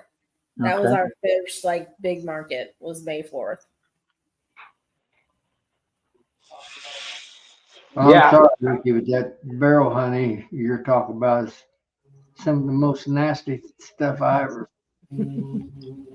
tasted. So You're the only one I've heard to say that. People start. Of course, I don't make enough honey to carry over season to season. But I won't get any honey until about the 1st of July, maybe the very last week of June at the earliest. Yeah. Yeah. Well, And see, that people was one of our things. We never did. Sorry, our son just got home on his motorcycle. Is loud. So we never really did any markets or had anything in any stores until we kind of had a surplus of honey, because we didn't want to run out of honey of our own. Right. Honey. We didn't want to buy honey from anybody. So we kind of waited to do markets until we knew we would be able to supply all of our customers and do markets without running out of honey. So we didn't do markets until probably our 4th year beekeeping. Mm-hmm. Man, you must have had honey just stacking up everywhere then, though. Well, we really didn't. You have to remember, we really didn't focus on honey production. I kept growing the operation, so I kept stealing bees out of them and knocking them back. And I didn't really have much regard for making honey. We made some, and that was fine. But my thought was, if I made 800 pounds, I'm like, yeah, that's more than enough. We didn't need that much. And even still, this last year, we really focused more on increase in food production than I did even making honey. But we hadn't worked solely on building such a customer base that we needed 2,500 pounds plus a year to keep up with that. We'll start keeping more of them that we're not going to touch. We'll keep them dumbed down just enough to where they peak right after the honey flow starts. But and I imagine I can get at least a split off of most of those in the springtime if they ramp up like they had been the last couple of years. But some of the other ones I'll just keep tearing down and like for nuke production and such, I want to focus on that a little bit more. We want to build at least 75 of our own nukes to sell here this next spring. and then I'll replace any colonies that I may have lost over the winter to get back to where I was at. And then the rest of it will focus on honey. Yeah, Roy, just buy some from the store. Just buy some starter. Buy somebody else's cream honey that you really like, and use that as your starter. Like, it may not be yours, but my thing is that's going to run its course, and eventually it's going to be all your honey. You know, you just need that little kickstart to get it. Yeah, buy some from Brian at Flower Street Farms. Yeah. Yeah, you could do that. Yeah. But you know what? I mean, pick it up at Nobby. He'll bring it to you at Nobby. I mean, it was worth it to me. I just was not going to do it again. Yeah, don't let Melissa scare you off from what happened there. I mean, I think it's worth the even if you don't get the understanding and knowledge of, you know, what it takes to get it that smooth. I think it's, you know, if you have the time to do it, I would say, you know, on a rainy day, put some movies on and just sit there and grind away, because that's pretty much what I did. Nobody was home, so I was just watching movies and grinding crystallized honey. Yeah. You know, when your kids do it, if you have little ones at home. I couldn't do that because I rarely, I won't say never, but almost never, rarely ever have any crystallization in my honey. I'm telling you the truth. I've got Our white honey crystallizes so fast this year. So much faster than our dark honey. Yeah. I still have I'm hoping. Yes, but people talk about it, but I rarely have. I won't say never, but it's been a long time since I've had a bottle of crystallized. Period. Well, like the honey that we got probably at least 2 years ago from Good one, Roy. the honey we got at least 2 years ago from Melanie and Dennis down there in Florida. Like, it has just started to crystallize, and by that, like, I mean, it's just starting to look hazy, not actual form like huge crystals. Mm-hmm. And it's been in our basement being stored, so even at cooler temperatures for 2 years now. Yeah, one of the bottles I'd gotten from him, I guess must have gotten misplaced around here, and I hadn't found it, and then I realized where it was at, because when I was down there this last time, I got a bottle from him, and then misplaced that one because I was looking all over my house for it because I was going to put it on my ice cream, and then I ended up finding it. It's in the car under the passenger seat. It must have slid out underneath the seat, and I didn't realize it. So I found that here a couple weeks ago. I was looking all over the house for this honey. I'm like, oh no, I guess we left it there. Well, and sometimes if we have on that one of the classes or. Uh-oh, he froze up. Oh, That was such a good story, too. well, We're back. it's one of the few ways. That's one of the few ways you can shut him up. I think Lee pulled the plug on me is what happened. Yeah. Lee wasn't digging your ice cream story. It's good though. It was really tasty. Should have tried it. You know what? I'll email him some ice cream and honey, and so he can get that and try it himself. So why were you looking for that specific honey? That was my question. It was forming in my head. That honey that they have there is very light, and it's got a real sweet floral taste to it. It's not a real rich honey. What was it? Mm-hmm. Oh, I want to say gallberry, but it wasn't gallberry. I don't remember either. Yeah, I'll have to ask Melanie and Dennis again. I don't think they're on here tonight, but Dennis was telling me originally we were thinking it was gallberry, but then he said that he had spoke with a couple of commercial guys around there, and they told him different. It's probably it wasn't clover. I know that it wasn't gallberry. It's something that they get around where they're at down there in the Florida Georgia line. JW, do you have any ideas there? Yeah, but I'm having a senior moment. Would it be would it be that something pepper? What do they call it? No, there's a Brazilian pepper. No, I didn't hear him say that. He didn't say that. There's a bush that grows down there, and I'm having a senior moment. know as well as I know mom. They make jelly out of it also, and I suppose they get pollen from it's a Tupelo. That's it right there. Was it Tupelo? Ah, Tupelo. Tupelo. Yep. They wrote a song about that. Yes, they did. That's a good song too. Tupelo's a tree. That's a tree. Yeah. You know, that's along the rivers down there in the river bottoms. Actually, the tupelo grows. Yeah. So the gallberry is that big bush. It's a large bush that grows pretty wide spread, I guess, down in that area. I don't know if that's just at the areas of the real wet, swampy areas or what, but they're kind of in that timber that's down there.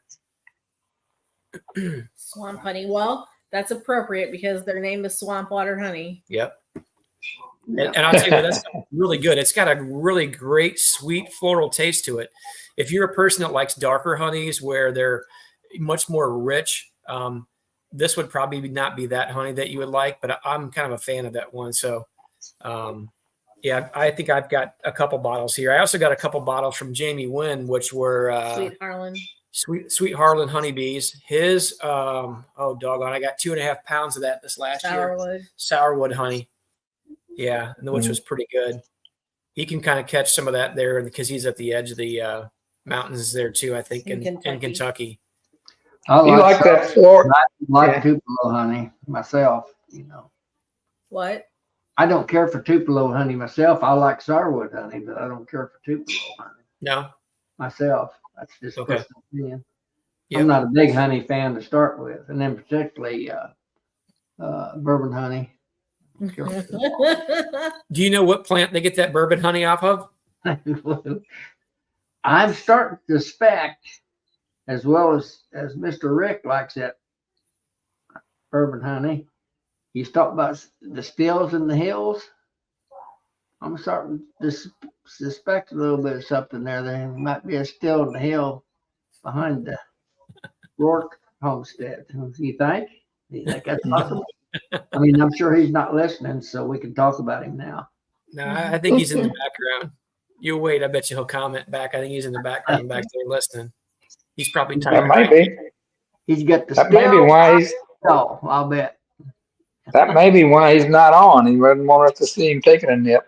Yeah. He had to go out and do some still work, right? Mm-hmm. Yeah. Isn't that so Ricky said that his hives got some bear activity, right? Yep. Isn't that the second time this year that he's had bear issues? Didn't he have a bear thing earlier this year? I think it was one isolated event, if I remember correctly. He did have an isolated event.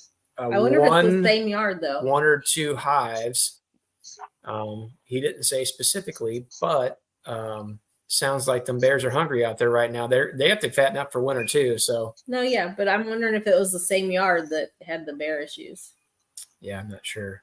He can type it in. Roy likes the bourbon without the honey. Bourbon without the honey. Same bee yard, Ricky says. So yes. Sounds like you have a pet bear now then. Well, he said it was pretty aggressive with him, so he may need to over honey. Tupelo honey. Oh, You can make a bearskin rug. Yes, sir. Gallberry, salad-berry are related. No. I'm reading. You see, what does it say there? I gotta zoom in here. Attention all bears. Ricky has plump, juicy larvae and friendly bees. His honey is way sweeter than ours. 14 miles this way. Yeah, that's good. Get a sign up for him. I like that. Winnie the Pooh. Win the poo. Hey, Ricky, when you get that bearskin rug done, you have to show us a picture of it. You could use it to line the inside of your next horizontal hive. Yeah, I'm pretty sure that wouldn't go over well. You're going to have a bunch of bees that are constantly fired up. Yeah, I think if we lived in the area where Ricky was, and I know everything takes time and everything takes money when it comes to that, you know, and we've kind of worked off the premise of being a little bit naive because, you know, the bear population in Missouri has grown over the years too. And we hear a lot of sightings around that are all around the entire area of bears. And, you know, I don't think they're probably quite as heavy as what Ricky might experience out there in his area with all the woods and hills and such. But we do have a bear season now. We've always been working off the premise that, ignorance is bliss, and we've never put up any electric fences, but we've talked about it in the past, and I even started to do some light research on it as well. But we have 1 or 2 yards that would concern me a little bit more because there's a lot more, lot fewer houses and a lot more property in this area, and bears have been known to be in this area, and we've got quite a few hives out there. Well, the one property doesn't have a house on it at all. So. Yes. I had a mini bear in one of my yards last week. Mine had a white stripe down its back and up its tail. Was it a stinky bear? It was a sticky bear, yeah. That's why, yeah. I put this out on one of the other chats. Nobody responded, but I think my bees may have stung that skunk to death because he was laying within 20 foot of a hive. Oh, really? Hit on the door the next day. Probably so. But I'll tell you what, my bees were in full armor mode. I mean, them dudes would put the whammy to you. And then my bees are normally, I work a lot with nothing on at all. And sometimes. I don't know if I like that image, JW. Didn't need to know that one, buddy. Hey, you take that little message and you put that in that little area of those things that I don't need to know, and then you throw that away. Well, yeah, I meant from bee suits or jackets and stuff. Oh, be clear, okay. Oh. Yeah, I didn't. JW's gonna start a new YouTube page. Keep it in the buff. That's a cat right there. Yeah, beekeeping in the raw. Oh boy, that's not what they mean by raw honey, JW. Yeah. Well, but I'll tell you what, if you become a millionaire overnight, I'm going to follow in your footsteps, buddy. No shame. I was near did. I told you when I went in the cattle business. Made me a millionaire. Mm-hmm. I told you that story. Oh, yeah. I'm thinking about getting some cows next month. We're going to keep it in the backyard. You better have 3 million stashed away when you go at it because you'll end up a millionaire then. I'm going to start hitting people up for loans. In the cattle business. Sounds like the bee business. Yeah. Mine at my house, yes. You talk about the markets, Philip. Mine runs year round, 365, 7 days a week, year round. Market, honey market. Really? Yeah. Our market takes off, I think, February and March. But I don't have anything to sell until July. So. Do you see Roy's comment? What did he say? See the comments because I've got a doggone ad. I don't know how to get off my comments. That's where JW does his he got confused. He got mixed up. His OnlyFans. There is somebody that has a site called. That's where he's making all his money. I swear, I think somebody has a site out there called Naked Beekeeping. I don't know that I ever watched it, and that's not that, but it's just the name of their site. I think you know if you watched it. Now, Roy, we could all be perfect. I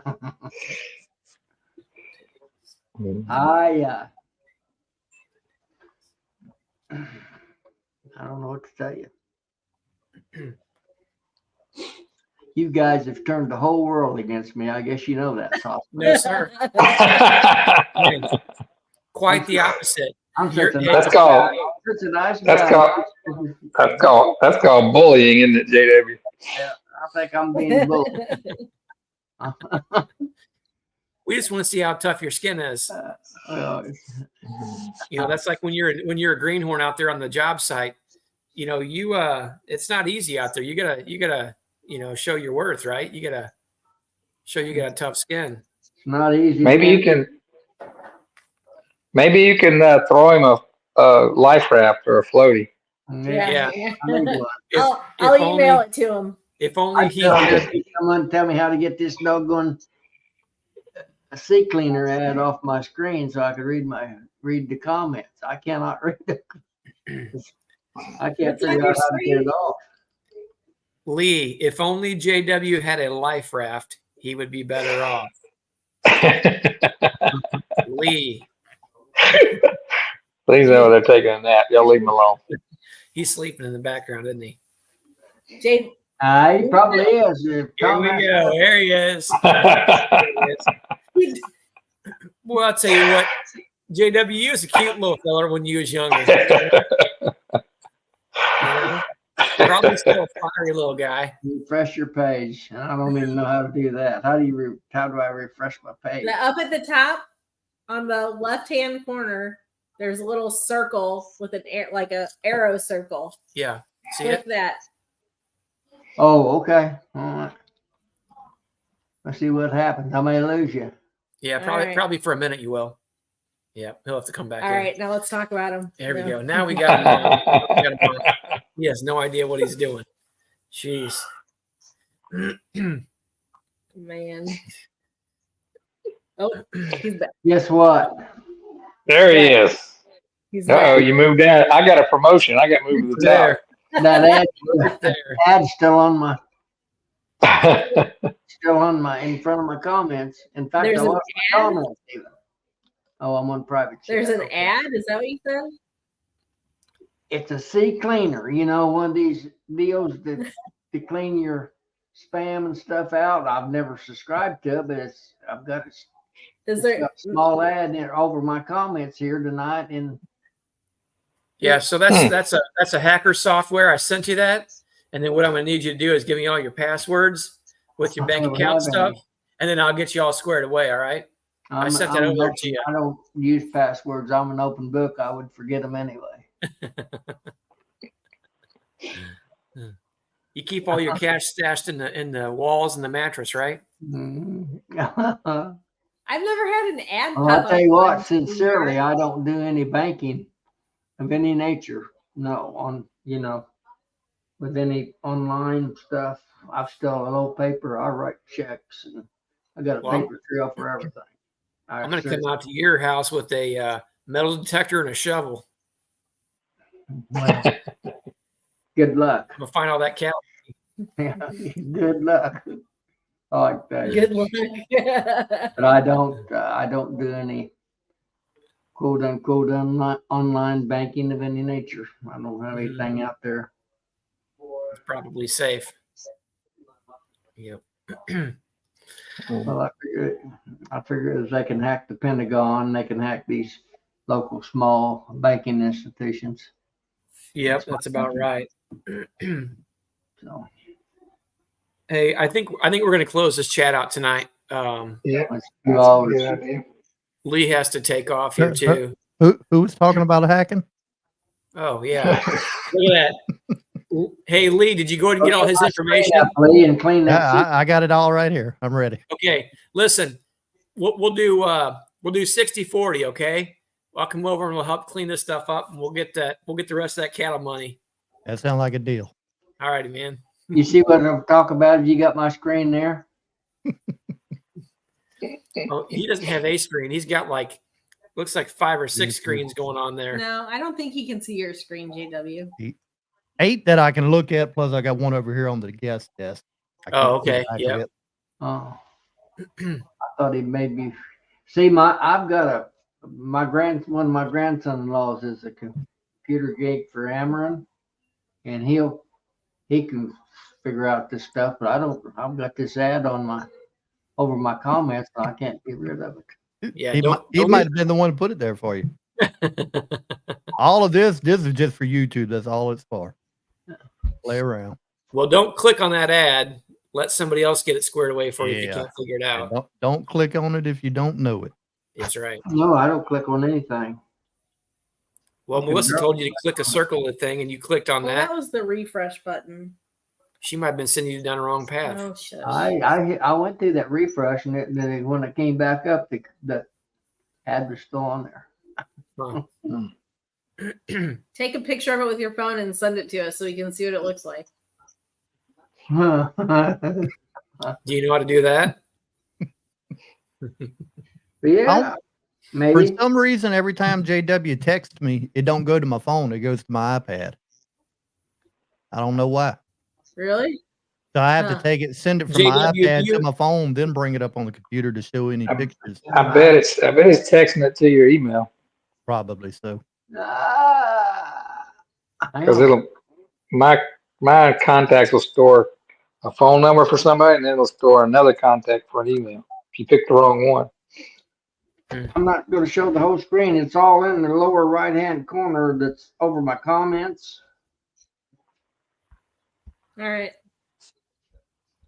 Is that on the YouTube? All right. Now, wait a I'm minute. gonna and we'll resolve this. Yeah. Hey, we're gonna log off here to this evening, but thanks for everybody for joining up here with us and listening to all of our shenanigans. We'll update everybody on the JW screen saga next week. There you go. Yeah, For everybody, exactly. the Good anticipation. night, y'all. But we hope everybody has a great weekend. And if anybody's bored and wants to come to Missouri, come out and join us at the Missouri Bee Conference in Arnold, Missouri. We'd be happy to have you and chat with you. I know at least a couple people in here will be there. Matt will be there. So good night, everybody. And Talk Jonathan. to you soon. Yeah, and Jonathan. Good night, everybody. Night, guys. See you guys.